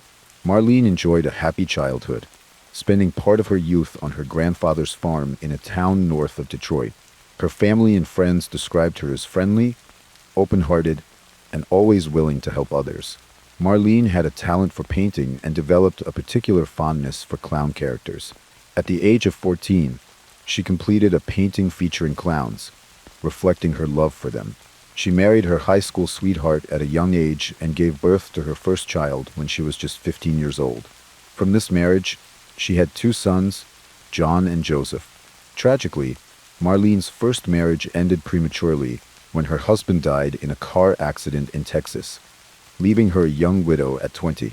She faced the challenge of raising her 2 toddlers on her own. 2 years later, Marlene married Michael Warren. At the time, Marlene was 22, and Michael was 19, becoming a stepfather to John and Joseph. Marlene was known for her hard work and determination. She became a successful businesswoman in her area, owning 20 rental properties leased to large companies, and also worked as a cargo ship inspector. Marlene and Michael lived in a magnificent house on a spacious plot of land, a testament to Marlene's hard work. Their home was located in West Palm Beach, Florida. While Michael worked as a used car sales agent, running a company called Bargain, his success paled in comparison to Marlene's income. During this time, Marlene enjoyed a life of abundance. She had a loving family, financial security, and a comfortable lifestyle. She even purchased a private plane, which she parked in the expansive area of their property. However, Marlene's life took a turn when Michael was arrested in 1986 for a used car scam. He had been rolling back the odometers on the cars he sold to make them appear to have lower mileage. When customers discovered the deception, one of them returned the car and reported Michael to the police. Fortunately, he received only an 18-month probation sentence. Tragedy struck again in Marlene's life when her first child, John, died in a car accident in 1988 at the age of 22, mirroring the fate of his father. At that point, Marlene was left with only one child, Joseph. In early 1989, between January and February, Michael focused on expanding his business. He opened new bargain branches and hired numerous employees, including mechanics, marketing teams, office staff, and vehicle printers who were behind on payments. One of the new hires was an old friend named Richard Keene. During his time at the office, Richard occasionally brought his wife, Sheila, along with him. At 26 years old, Sheila was 12 years younger than Michael and had recently started working in his office. She quickly proved to be a valuable asset, capable of handling significant responsibilities and tasks. However, Sheila was not solely focused on her work. She also sought to get closer to Michael, viewing him as a responsible, mature, and wealthy man. It turned out that Michael shared similar feelings for Sheila, who contrasted sharply with his wife, Marlene. Sheila was young, slender, and more conventionally attractive than Marlene, who was nearing 40 and had gained some weight. Their mutual attraction blossomed into an affair at work. The office staff were aware of the relationship, yet no one confronted them or informed Marlene. Richard, Sheila's husband, eventually learned about the affair between his wife and his friend Michael. Faced with the situation, Richard chose to divorce Sheila and leave his job. By January 1990, despite Marlene's luxurious lifestyle and the appearance of a happy family, it became known that she and Michael had been experiencing constant fights in the months leading up to her death. The quarrels between Michael and Marlene were primarily fueled by Michael's insecurity. He felt inadequate as a businessman, especially since he earned less than his wife. Although Marlene was not overly concerned about her husband's income, she had grown suspicious of his fidelity. In fact, she had been aware of Michael's affair with an employee for quite some time. Initially, Marlene chose to remain patient, hoping that he would change and wanting to maintain their family for the sake of their child. However, as time went on without any signs of improvement, she finally confronted him about the affair. Their large home became a constant battleground, filled with arguments that left Michael feeling increasingly uncomfortable. He began spending more time away from home, seeking activities outside to escape the tension. Marlene confided in her parents about the issues in her marriage, expressing a chilling sentiment. "If anything happens to me, Michael Warren is the one responsible." This comment hinted at her growing sense of foreboding regarding her safety. Marlene's parents attempted to mediate the situation, but their efforts were unsuccessful. She also discussed her concerns with several colleagues, asking a peculiar question. If a wealthy woman is killed by her husband, who inherits her wealth? Her friends found the question odd, but, unaware of the turmoil in Marlene and Michael's relationship, dismissed it as mere conversation, assuming that all was well between the couple. In May 1990, on a bright morning at their spacious home in the elite area of Wellington, Florida, Joseph, Marlene's 21-year-old son, was having breakfast with three friends. Michael, his father, had been out since the morning. At around 11 a.m., there was a knock at the front door. Since Joseph and his friends were still at the table, Marlene, still in her pink pajamas, went to answer the door. To her surprise, she found a clown standing there, complete with orange hair, a red nose, and white face paint. The clown presented her with 2 foil balloons and a basket of flowers. Joseph and his friends, watching from the dining area, commented on the clown's cheerful demeanor.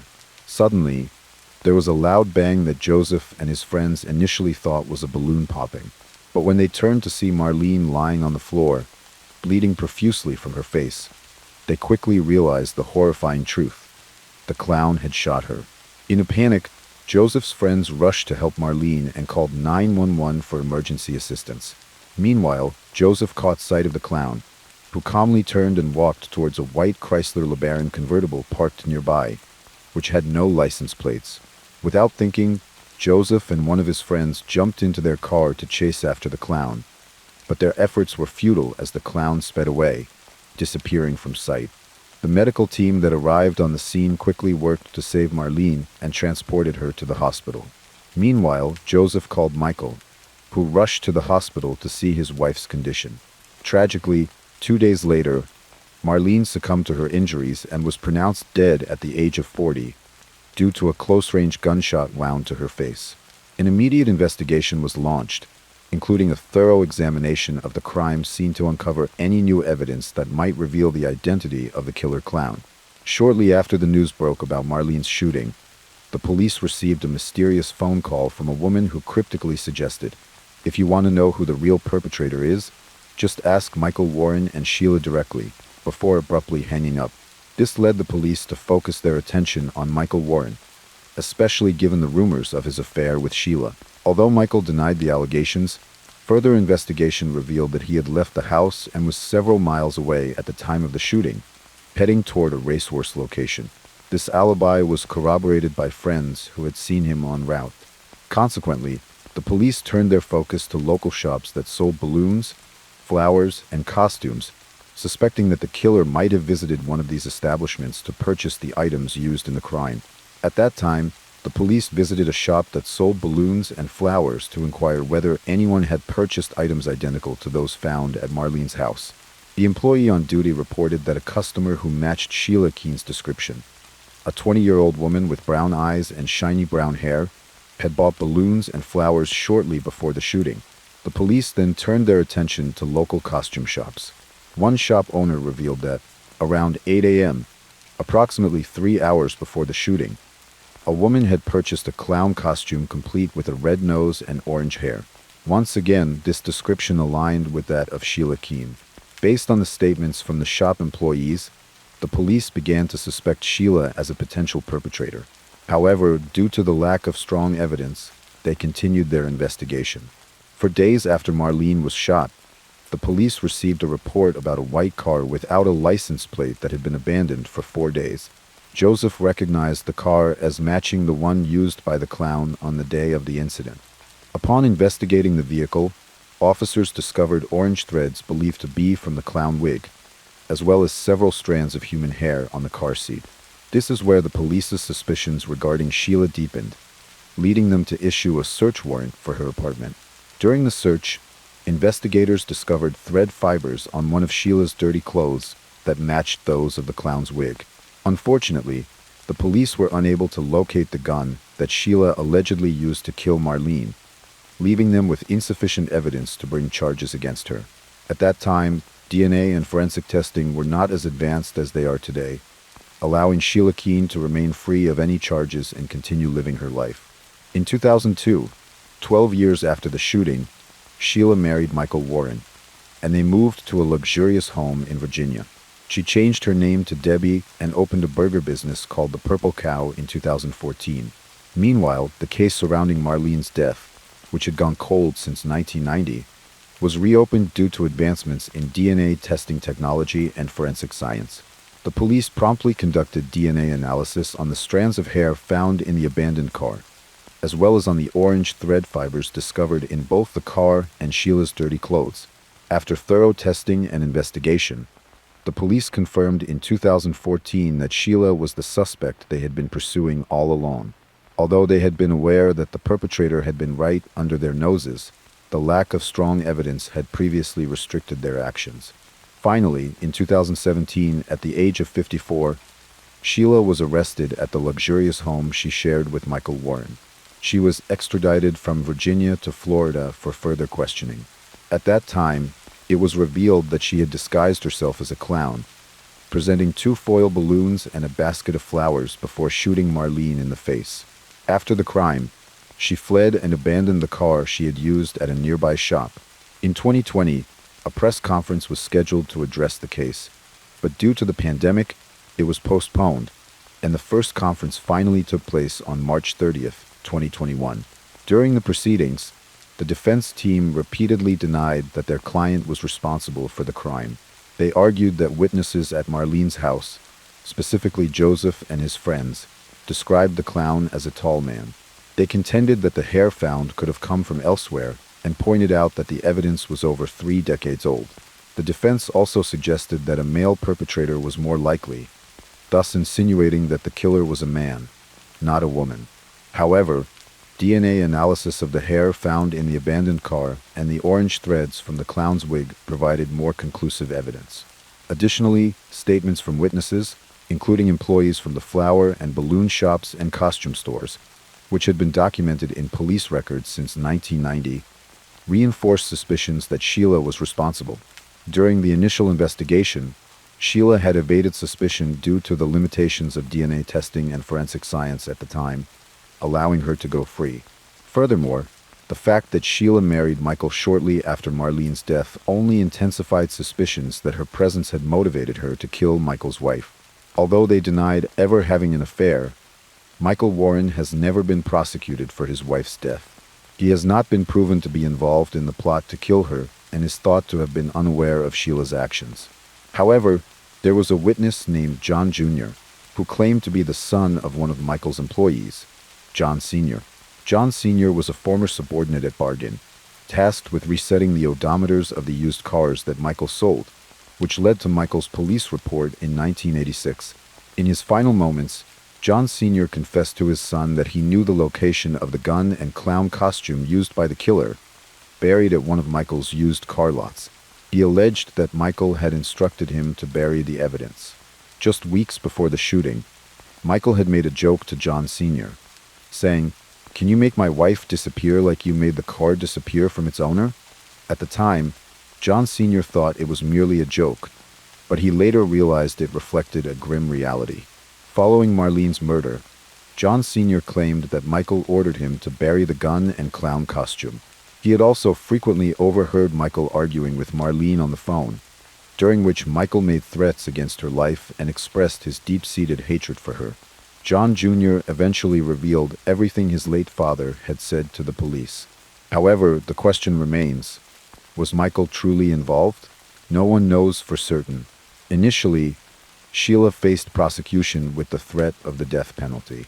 After a postponed settlement, another hearing took place on March 21, 2022, where the prosecutor decided against pursuing the death penalty for Sheila, instead opting for a charge of life imprisonment.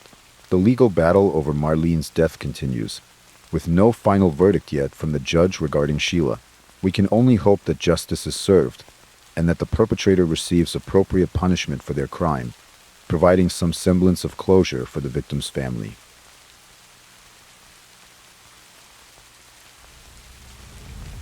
On a sunny April afternoon, the school bell rang and kids poured out, excited to head home.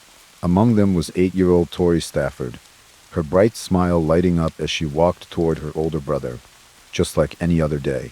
But as she made her way through the crowd, a woman approached her, someone who seemed friendly and safe.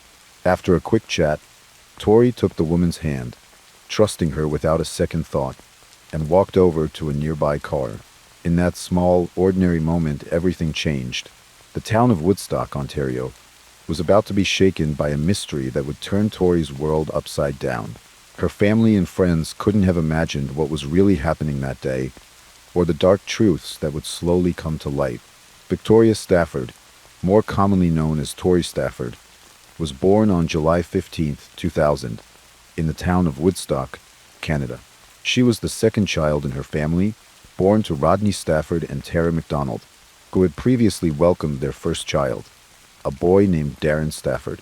Tori's family life was marked by significant difficulties, largely due to the complex and troubled relationship between her parents. This tension led to their separation in 2002.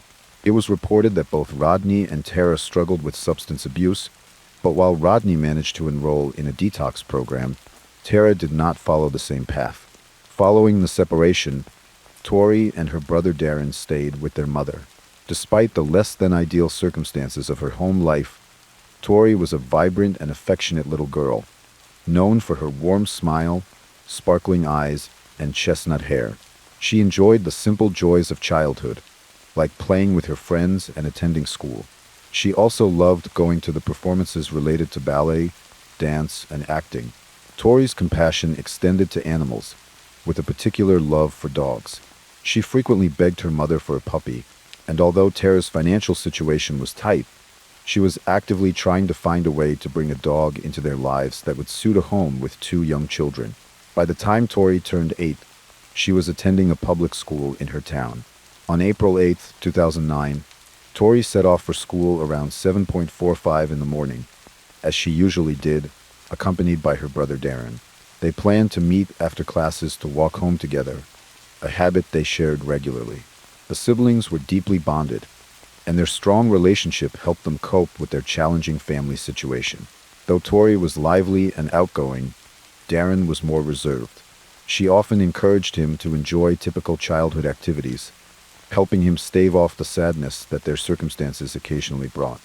As the school day ended around 3:30 p.m., Darren waited outside the school building for Tori, intending to go home with her. However, his friends asked him to join them briefly, and he agreed, assuming it would only take a few minutes. When he returned to their usual meeting spot, he found that Tori was gone. Thinking she might have decided to go home alone, he headed back, only to discover she wasn't there. Worried, he told Tara, who tried to reassure him, suggesting that Tori was likely with her friends. But Darren remained unsettled. He quickly took his bicycle and began searching the neighborhood, checking with neighbors and searching nearby streets.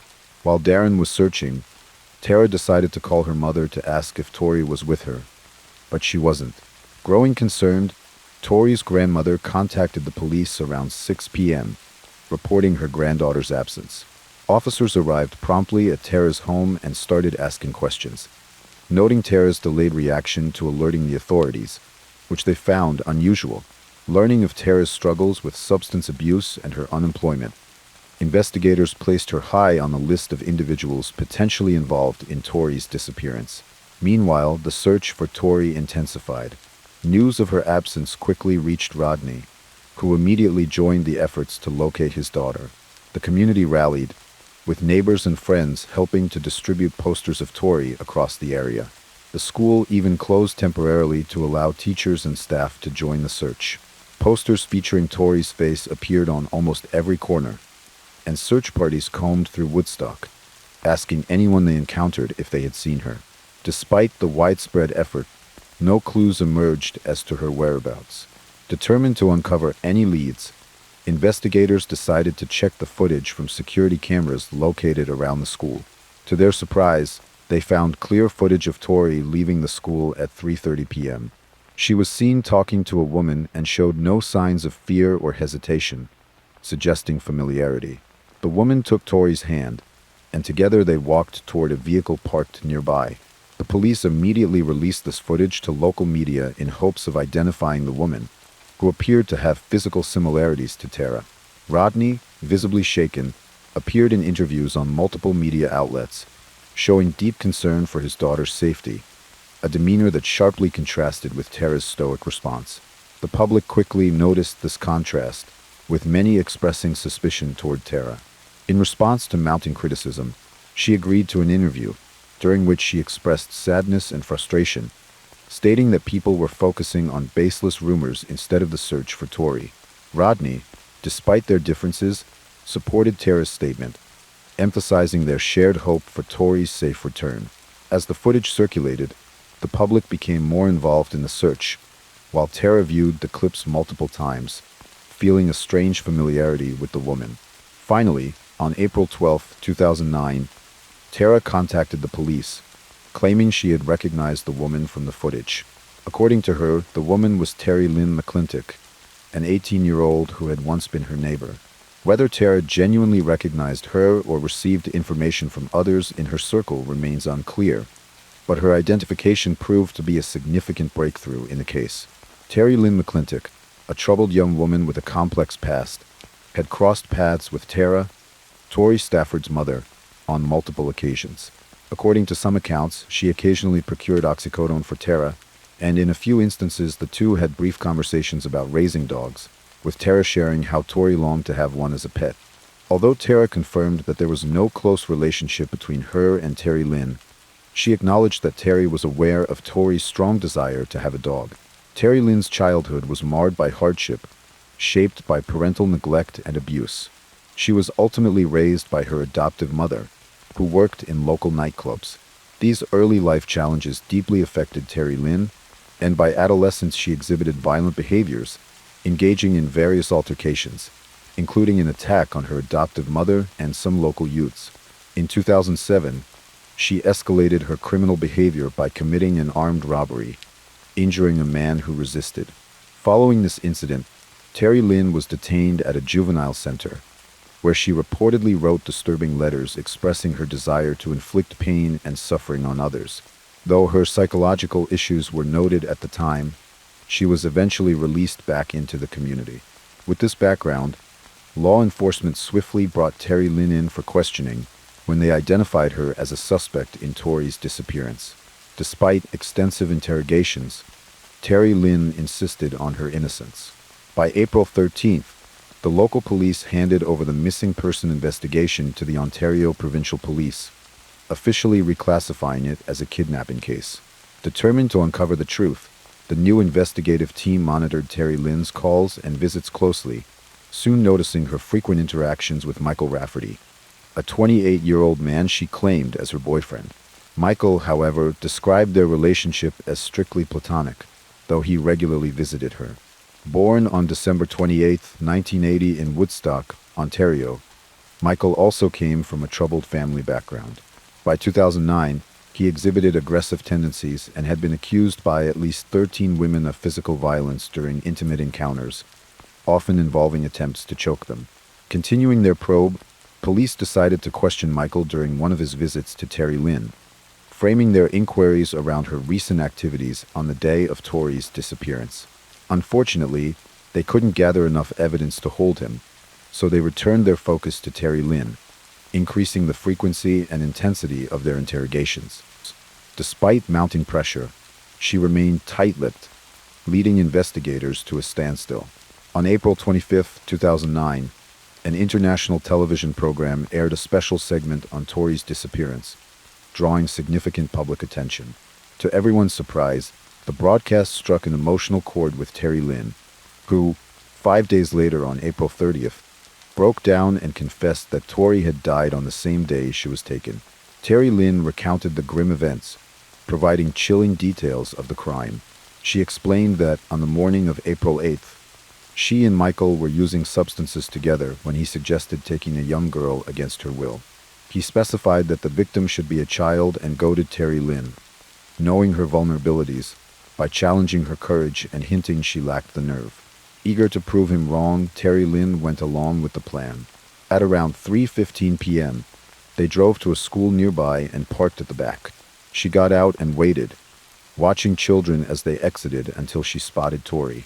Utilizing the information Tara had shared in their conversations, she approached Tori, introducing herself as a friend of her mother and promising that she had a puppy in her car. Innocent and eager to meet the supposed puppy, Tori trusted her, held her hand, and walked with her to the car, where Michael grabbed Tori and forced her into the vehicle. The pair then drove about 80 miles north, keeping the radio on to monitor for news of Tori's disappearance. Confident they hadn't been detected, they made a couple of stops along the way, first at a gas station and then at a department store. Here, Terry Lynn left Michael with Tori and went inside to buy a hammer, garbage bags, and tape.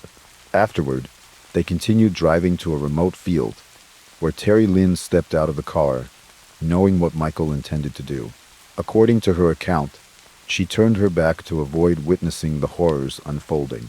However, as Tori's desperate cries echoed from the car, Terry Lynn briefly glanced back and saw the young girl pleading and crying, reaching out for help. Terry Lynn admitted she knew from the outset what would happen and chose not to intervene, claiming she didn't want to be present for the final moments. This confession not only provided the police with the answers they needed, but also shocked the community, bringing an end to the weeks-long search for Tori Stafford. Back in the car, Michael Rafferty unleashed unimaginable cruelty on Tori Stafford. Afterward, Terry Lynn placed a bag over Tori's head and struck her with a hammer, ending her life. Together, they buried her body at the remote location. On the drive back to town, Michael made Terry Lynn numerous promises, that they would always be together and that the police would never catch them. Following Terry Lynn's harrowing confession, investigators immediately headed to Michael's residence to place him under arrest. During the journey, they discovered a security camera and obtained permission to review its footage. The video was a crucial piece of evidence, capturing the pair on their way to commit the crime. In subsequent interrogations, police managed to extract information about the location where Tori's body had been hidden. A search led them to a wooded area, where they found her remains wrapped in garbage bags and secured with tape. On July 20th, the preliminary autopsy report was released, revealing that Tori had suffered multiple hammer-inflicted injuries, with at least 4 blows penetrating her skull, resulting in fatal trauma. She also had 16 fractured ribs and liver damage. However, due to the body's advanced state of decomposition, it was impossible to determine if she had been assaulted in other ways. On July 21, 2009, authorities confirmed publicly that the remains found were indeed those of Tori Stafford. This heartbreaking announcement devastated her family and the community, who had come together in hope throughout the search.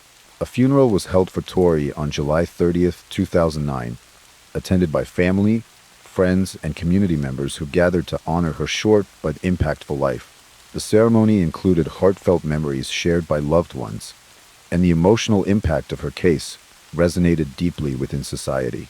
Once the police investigation concluded and all evidence was gathered, the legal proceedings against the 2 accused commenced. Initially, prosecutors considered a joint trial, but eventually decided on separate trials after Terry Lynn pled guilty to first-degree murder. She faced an expedited trial and was sentenced to life in prison without the possibility of parole for 25 years. In contrast, Michael Rafferty maintained his innocence, refusing to testify and claiming no responsibility. As a result, his trial took place 3 years after Tori's disappearance, involving 62 witnesses and more than 200 pieces of evidence. Michael, now 31, did not testify. Although he admitted to some involvement in Tori's abduction, he denied the charges of murder, kidnapping, and sexual assault. The jury, however, found him guilty on all counts. Following the guilty verdict, Michael Rafferty received a life sentence for the murder of Victoria Stafford, also known as Tori Stafford, with parole eligibility only after 25 years. Additionally, he was given 10 years for kidnapping and sexual assault to be served concurrently with his life sentence. Even if he were to be released, the judge permanently prohibited him from owning firearms. He was also required to submit a DNA sample to Canada's National Sex Offender Registry. After his sentencing, Michael continued to protest his innocence and even offered to meet with Tori's mother, Tara, ostensibly to fill in the missing pieces. Tara, however, refused any communication with him, stating she could never forgive him. Despite his repeated legal appeals over the years, all attempts to overturn his conviction have been denied. Tori Stafford's tragic story has left an indelible mark on Canadian society, underscoring the importance of child safety, parental responsibility, and the necessity for prompt police response in critical situations. The scene was unsettling. A quiet suburban home in Essex, its lights dimmed, curtains drawn tightly against the outside world. When police finally forced their way inside, they didn't know what to expect, but what they found would leave a lasting chill. In the dim light, Virginia McCullough stood eerily calm, pointing officers toward hidden corners of the house as she recounted details of a story too twisted to imagine. Her gaze was steady, her voice void of remorse as she directed them to her secret, buried beneath layers of deception. What unfolded next would shatter the peace of this quiet neighborhood and force everyone who knew Virginia and her family to question how they had missed the signs. Virginia McCullough was born in 1988 in England's county of Essex. Details about her childhood and family life are scarce, though it's known she was the youngest of 5 daughters born to John and Lois McCullough. Those who remember Virginia describe her as a reserved and somewhat eccentric girl who struggled with social connections. Her teenage years were marked by various issues and repeated attempts to leave home. According to her sisters, Virginia had a tendency from an early age to fabricate stories and deceive people, though she was never involved in anything truly serious. While details about her education are unclear, She had a long-standing interest in the arts. Her last known job was as a waitress in 2017. As the McCullough daughters grew up, each went on to start their own families, leaving their parents alone in the family home, where they had lived for over 20 years. Virginia was the only daughter who didn't marry or have children, so when John and Lois retired, she moved back in with them to care for their needs and manage household finances. No one could have foreseen the chilling events that would unfold, shocking all of Britain. John McCullough, born on January 8, 1949, was a dedicated father and husband, known for his years as a university professor in business studies. He was well-read, jovial, and always ready with a joke, keeping his family entertained with his humor. He enjoyed billiards and golf in his free time. Lois, who was reportedly born on October 15, 1948, was more reserved but equally caring. She had a long career in education and a keen interest in British royal history. Through her love of correspondence, she developed lasting friendships with people in the UK and abroad. A shared love of the sea defined the McCullough family. They frequently traveled to coastal destinations and spoke of retiring to the sunny shores of Clacton-on-Sea. By 2019, John and Lois, then in their early 70s, were pleased to have Virginia managing household duties, shopping, and bills. Her sisters felt reassured knowing their parents weren't alone, even if they had concerns about Virginia's tendency to exaggerate. Still, they trusted she wouldn't harm or neglect their parents. Virginia herself was an enigmatic figure in the neighborhood, sometimes seen as friendly, though her dark humor and aloofness made her something of a mystery. Neighbors noticed that the McCullough house was always neat, though at night it took on an unsettling air, with drawn curtains and quick shadows inside. Given her parents' advanced age and multiple health conditions, it was odd to see such movements. John suffered from conditions like high blood pressure and diabetes, while Lois battled anxiety and agoraphobia. Virginia, too, claimed various health issues and spoke of career aspirations in the arts, which she said would benefit the family financially. For years, everything seemed normal. The McCullough sisters stayed connected through letters, receiving greetings from their parents for birthdays and holidays. However, by mid-2019, sightings of John and Lois became rare, with Virginia explaining their absences as due to illness or vacations. Alan Thompson, a neighbor who had rented out a television to the McCullough, recalled receiving a call from Virginia notifying him of a cancellation. When his staff arrived to retrieve the television, Virginia had it placed by the door, refusing them entry. With the onset of COVID-19 lockdowns, most neighbors didn't think much of it when the McCullough weren't seen, assuming they were staying indoors for health reasons. However, on August 18, 2023, Virginia herself alerted authorities, reporting an assault in her backyard. Police responded, interviewed her inside the house, and eventually dismissed the case. The investigation initially had nothing to do with Lois and John.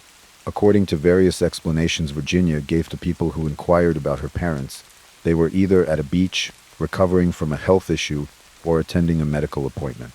When asked by a local shop worker where John and Lois were regular customers, Virginia mentioned they had moved to a seaside home, while to others she claimed they were on vacation. However, their doctor began to worry as more time passed without seeing the couple. Virginia frequently canceled their appointments with different excuses, which especially concerned the doctor due to John's need for constant medication. On September 1, 2023, the doctor reached out to the county's adult protection team in Essex, voicing concerns over the couple's missed medical visits. The case was forwarded to the Essex police, who initially opened it as a missing persons investigation. On September 13th, when officers interviewed Virginia, she insisted her parents were traveling and would return in October. When asked to call them, she claimed they hadn't taken their phones since they weren't very tech-savvy.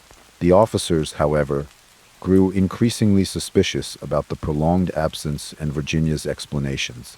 2 days later, on September 15th, they returned to the residence with a search warrant, and what they found left the once quiet community in shock. Body cameras on the officers recorded the moment they broke down the back door of the Cullough residence. As an officer pointed a taser at Virginia, she was placed in handcuffs and informed she was under arrest for the murder of John and Lois. When asked about her parents' whereabouts, Virginia calmly gestured towards a corner near the stairs, indicating where John's body lay. She then directed another officer to the kitchen, explaining what they would find in the upper part of the house. In chilling detail, Virginia described crushing pills and putting them in her parents' drinks, realizing around 6 a.m. the following day that John had died. According to Virginia's account, when she went to her mother's room, Lois, who didn't usually drink alcohol, was still awake. Fearing her mother would discover what she had done, Virginia decided she needed to kill her too. She grabbed a hammer, a sharp object, and a pair of gardening gloves, entering and exiting her mother's room multiple times. On the third attempt, she hit Lois, who turned to look at her, bewildered, and asked what she was doing. Virginia hesitated briefly, but then struck again. Finding the hammer inadequate, she went to retrieve a sharper tool, wanting her mother's death to be painless, as John's had been. On the morning of June 18th, Virginia went into the town of Chelmsford to purchase sleeping bags and gloves, paying with John's credit card.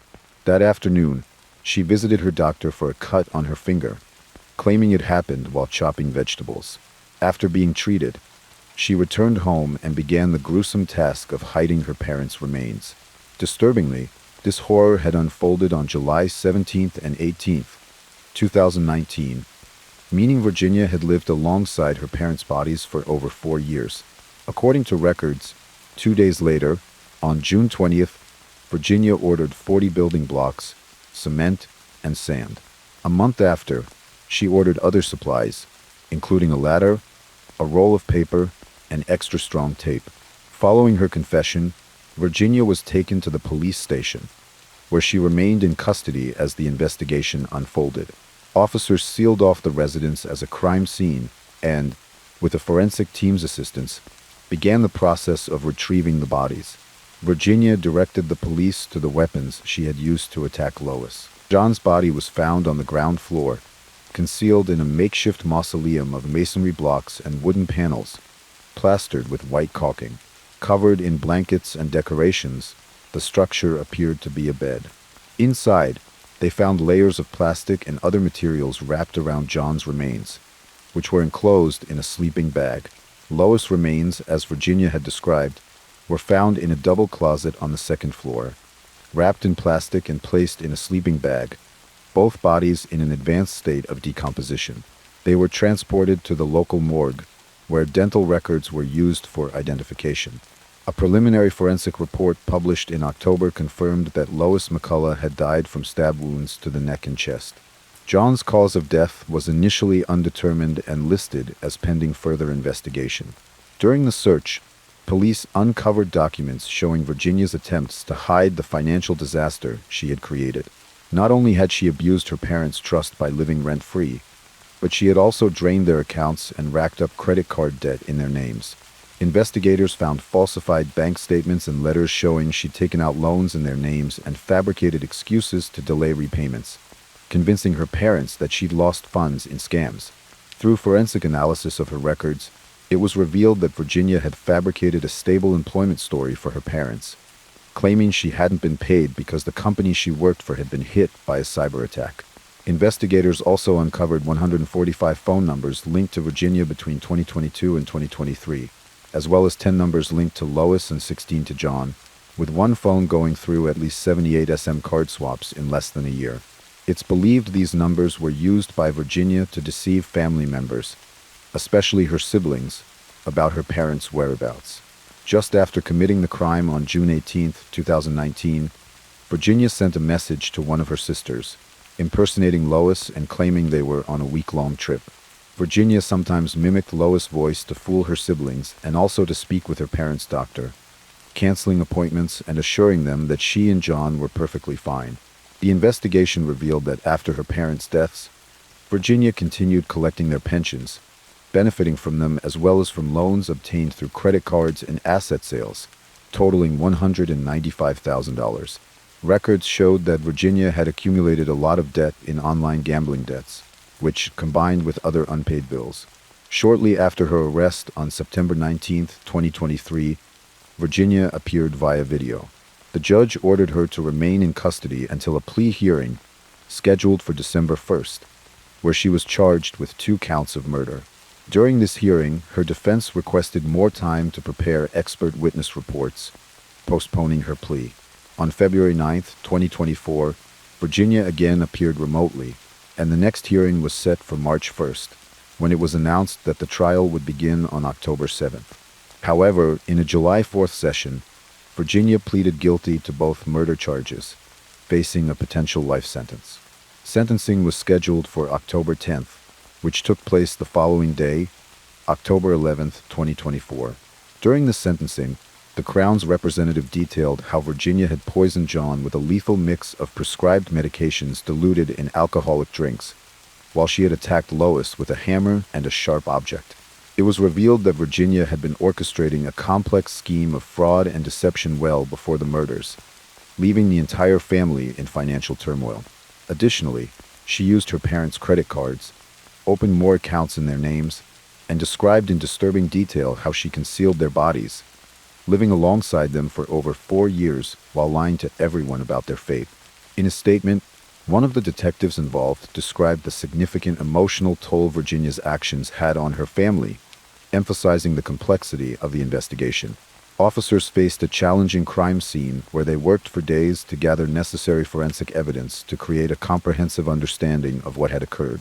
The court also heard that Virginia had reportedly planned the crime as early as March 2019. Her family described her as a compulsive liar who often complained of complex medical issues, including severe headaches. The prosecution noted that, in the lead-up to the murders, Virginia would often send her parents to buy fast food, claiming she couldn't do so herself due to high levels of protein and toxins in her blood. However, none of these conditions were observed during her detention. The COVID-19 pandemic worked to Virginia's advantage, allowing her to extend the illusion of her parents' absence. Over 4 years, she reportedly called her parents' doctor's office 185 times, sometimes impersonating Lois. Virginia also accused her parents, particularly Lois, of being abusive, describing her mother as violent towards her daughters. In a joint statement, the McCullough family vehemently denied these allegations, calling them lies and a disgusting misrepresentation of our family. The statement, read after the verdict, celebrated the lives of Lois and John, their careers, adventures, illnesses, love for their children and grandchildren, and the cherished memories they shared. During the hearing, body camera footage from the officers who had searched the McCullough home in September 2023 was played, showing Virginia coldly pointing out John's improvised tomb in the living room and confessing to the murder. When asked about her mother, she revealed she was upstairs in the closet, but admitted she hadn't checked on her due to uncertainty about her condition. Up until that point, Virginia had shown no emotion, but she shed tears when she heard the prosecutor describe how she had taken her mother's life. In explaining Virginia's motives, the prosecution highlighted financial evidence showing that she had exploited her parents in life and ensured that she would continue to benefit from their pensions after their deaths. There was clear evidence that, toward the end of her parents' lives, Virginia had pretended to be working and earning money when she was, in fact, stealing from them and attempting to obtain loans in their names. A psychiatrist who evaluated Virginia testified that her lack of empathy and the callous nature of the fatal attacks reflected an emotional detachment often found in psychopathic personalities. The expert stated that while Virginia displayed traits of autism spectrum disorder, there was no substantial impairment in her ability to understand her actions, make rational judgments, or exercise self-control. Virginia was fully aware that her actions were wrong. She confided in the psychiatrist that she had always wanted her parents' deaths to be nonviolent and claimed that she hadn't meticulously planned everything, but she kept a hammer as a backup weapon. She also mentioned that before the murders, she had once tampered with John's drink, using him as a test subject. Apparently, Virginia told the psychiatrist that after the crimes, she fell into depression, began self-harming, and often dreamed of Lois and John while continuing to live in the house with their bodies. In closing arguments, the prosecution argued that the murders were financially motivated, pointing to the extensive measures Virginia took to hide the bodies, and requested a life sentence. Virginia's defense countered, arguing for a reduced sentence due to mitigating factors.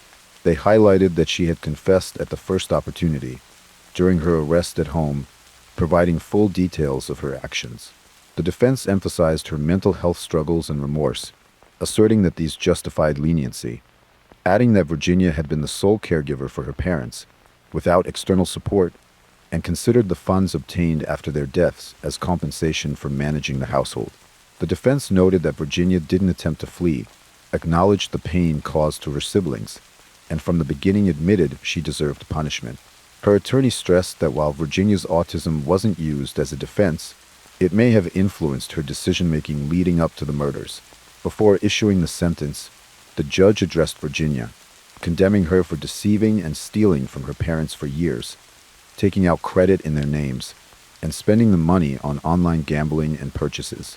The judge emphasized that Virginia struck her mother 8 times with a sharp object, with defensive wounds on Lois' arms indicating she was conscious of her daughter's deadly assault. The judge noted Virginia's deliberate and prolonged preparation, accumulating prescription drugs to use in her calculated plan. After the murders, she went to great lengths to conceal the bodies, maintaining the illusion of her parents' lives for over 4 years. However, the judge considered certain mitigating factors in the ruling, including psychiatric evaluations indicating Virginia displayed personality disorder symptoms and autism signs, along with subsequent depression and psychosis. Her cooperation with the police and expressions of remorse were also weighed heavily. Ultimately, the judge sentenced Virginia, now 36, to life in prison with a minimum term of 36 years, minus the years spent in pretrial custody, allowing her to apply for parole in 2059. By then, she would be 71, the same age her parents were when she took their lives and concealed their bodies within the home. Following the verdict, police commented that the case horrified even the most seasoned homicide detectives and shocked the community. Investigating officers described Virginia as an intelligent manipulator who killed her parents coldly, without regard for the trauma it would inflict on her loved ones.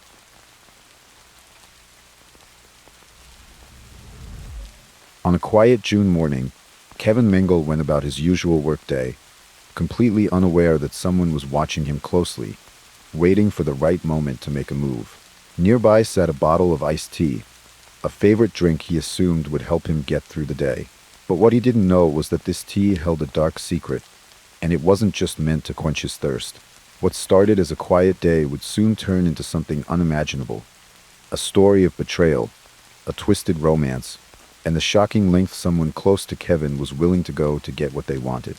Morgan Marie Wixon, later known as Morgan Mengel, was born on September 25, 1975 in Pennsylvania, USA. Details about her early years and personal life are scarce. From what little information is available, it's known that Morgan's relationship with her family faced challenges, especially as she grew into adolescence, adopting a rebellious attitude that her parents disapproved of. Still, the Wixons hoped she would eventually find direction and stability in life.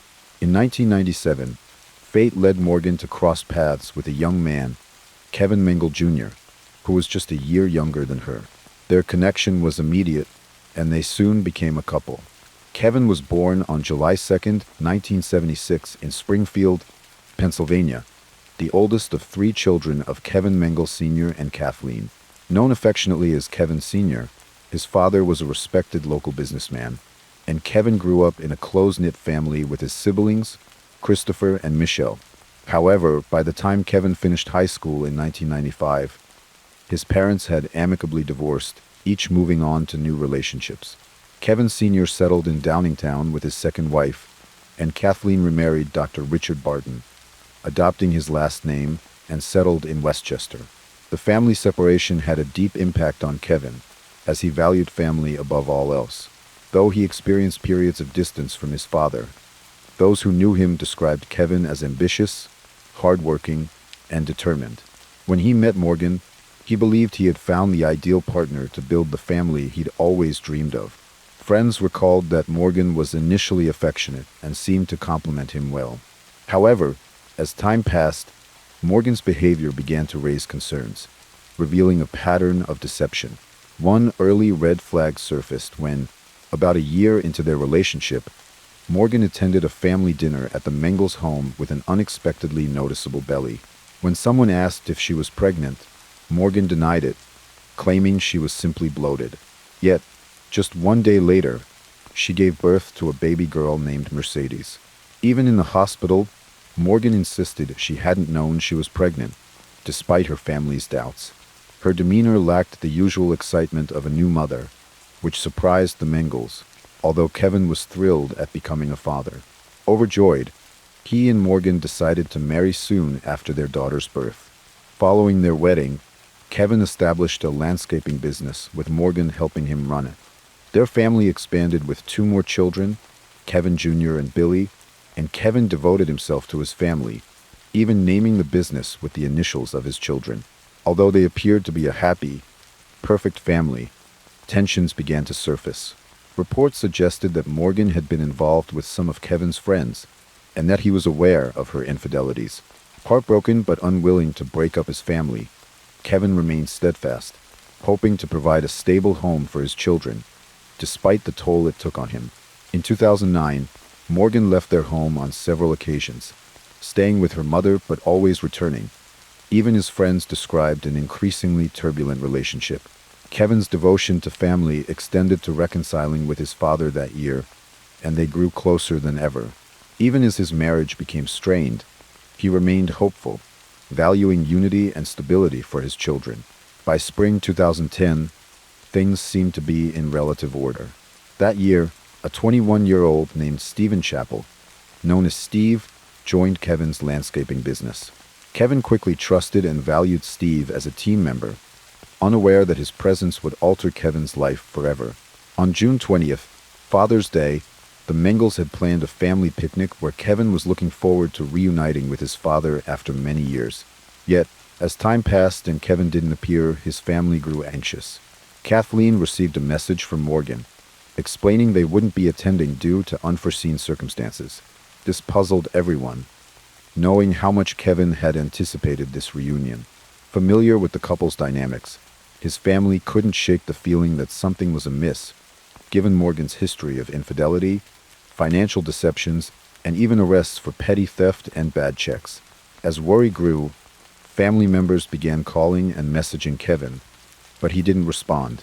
Upon piecing together their recent interactions, they realized that no one had seen or heard from him for several days. For Kevin's family, his silence was uncharacteristic and concerning. Close as he was with his mother, he would never go so long without contacting her, leaving them certain that something was very wrong. Concerned family members grew increasingly anxious as Kevin remained unreachable, prompting Kathleen to contact the police and officially report his disappearance. The following Monday, officers visited Kevin in Morgan's apartment where they encountered Morgan, who seemed calm and unconcerned. She explained to the officers that Kevin had messaged her to say he was fine, but needed a break, instructing her to take over the landscaping business temporarily. According to Morgan, Kevin had felt overwhelmed by business pressures and decided to step away for a bit. She showed the officers text messages sent from Kevin's phone, supporting her claim, leading them to conclude that Kevin was merely taking a personal break. Consequently, they decided not to pursue an investigation at that time. However, Kevin's family found this hard to believe. They couldn't imagine him abandoning his children without warning. Determined to reach him, they continued calling and texting, but each time they attempted a call, they received only brief text replies telling them to leave him alone and let Morgan handle the business. The lack of phone conversations, along with the unusually short messages filled with abbreviations, uncharacteristic of Kevin's usual writing style, only heightened their worry. Suspicious, the Mengels alerted the police again, who then initiated a missing persons investigation. Detectives soon discovered that Kevin had allegedly left home on June 15th following an argument with Morgan. Just a week after Kevin's disappearance, the family learned Morgan was seeing another man, Steve Chappell, a young man 13 years her junior who had recently started working in Kevin's landscaping business. When questioned, Morgan explained that Kevin had been fond of Steve, viewing him almost as a brother, and had asked him to help take care of the children in his absence. She even introduced Steve to her children as Uncle Steve. But suspicions only grew, especially as people saw Morgan and Steve acting affectionately in public, holding hands and lounging together at the apartment pool. Additionally, Steve was frequently seen driving Morgan's truck while out with the children, leaving Kevin's friends and family stunned. Police then brought Steve in for questioning. Under pressure, Steve admitted to having an affair with Morgan, stating she had initiated the relationship by showering him with compliments until he fell in love with her. Steve described intimate encounters in Morgan's truck and at the company workshop, but denied that Kevin knew of their affair. During the interview, detectives warned Steve that if anything had happened to Kevin, suspicion would naturally fall on him. Overcome, Steve broke down in tears and refused to answer further questions. Days later, as the investigation progressed, Kathleen received an unexpected request from Morgan to watch the children for a few days, arousing suspicions that Morgan might be planning to flee. On June 24th, Kevin's brother Chris and some friends decided to keep watch outside Morgan's apartment. Early that morning, they saw Steve leaving the apartment with a bag, followed shortly by Morgan, who loaded more bags into a truck before driving off. Notably, the children were not with them. Chris immediately alerted the detectives and began following them. The pair drove to the landscaping business, where one of the detectives was coincidentally present, hoping to uncover any clue to Kevin's whereabouts. When Morgan exited the vehicle, the truck's back was filled with clothing. She walked past the detective in a hurry, but when he tried to speak to her, Steve suddenly sped away in the truck. Confronted, Morgan claimed that Steve might have harmed Kevin, leading the police to take her to the station for further questioning. During the interrogation, Morgan admitted that Steve had expressed his love for her and his willingness to do anything to be with her. When detectives asked if she thought Steve had hurt Kevin, she quickly revealed that Steve had struck Kevin in the back of the head with a shovel. Morgan was then left in the interrogation room while police used phone tracking to try to locate Steve. Though they didn't find him immediately, they uncovered something far more incriminating: an extensive exchange of messages between Steve and Morgan. Realizing these texts might hold clues to Kevin's disappearance, a dedicated team spent hours analyzing the conversations. That same afternoon, they discovered the extent of the chilling plan Morgan and her lover had devised to eliminate Kevin and gain control of the business and children. In one exchange, Morgan had explicitly told Steve that once Kevin was gone, they could take over the company and build a life together as a family. The investigation revealed a premeditated scheme involving poisonous nicotine. Messages showed that on the evening of June 16, 2010, Steve had been in his mother's kitchen, concocting a potent nicotine solution, lethal with just a few drops, after researching its preparation online. Once the poison was ready, Steve added it to Kevin's favorite tea and handed it to Morgan. The next morning, she placed the bottle in Kevin's truck, hoping he would drink it throughout the day. Sure enough, while working, Kevin took a sip to quench his thirst, unaware that Steve was watching him closely. When the tea didn't seem to take effect immediately and Kevin continued working as usual, the two resorted to their backup plan. Steve texted Morgan, indicating he was ready to act with a shovel in hand, waiting for Kevin to bend down. Around 10:20 a.m., while Kevin was trimming hedges, Steve seized the moment, striking him hard on the head with the shovel. The blow was so forceful that the shovel broke, prompting Steve to grab another and continue the assault until Kevin stopped breathing. Steve messaged Morgan, confirming, "It's done," to which she insisted on seeing for herself. Morgan arrived at the workshop, reportedly stepping over her husband's lifeless body, showing no remorse for the man she'd been married to for 13 years. She kissed Steve and took control of the situation, giving him instructions to dispose of the evidence and the body. Together, they wrapped Kevin in a tarp, bound it with rope, and hid his body in an unused garage at the landscaping company. After cleaning up, they left the scene. According to court records, they appeared to take satisfaction in their actions, with Morgan even joking about endorsing the brand of tea they used in their failed poison attempt. For days later, Steve transported Kevin's body to a wooded area behind his former high school, where he buried him in a shallow grave he had dug in advance. Meanwhile, Morgan began using Kevin's phone, sending texts to his family, friends, and even herself, attempting to create the illusion that he was still alive and simply taking time away. However, she failed to consider that technology could reveal both phones' locations as the same, a clue that would soon unravel their plan. While still at the police station, Morgan was confronted with the incriminating messages, and she was promptly placed under arrest. By tracking their cell phone locations, authorities found Kevin's burial site shortly afterward. 2 days later, Steve, who had fled to Colorado in Morgan's truck, was apprehended. Although he initially resisted extradition, he eventually agreed to return to Pennsylvania, where he tearfully confessed to everything. On July 18th, a memorial service was held for Kevin, with his family asking for donations to a trust fund for his children instead of flowers.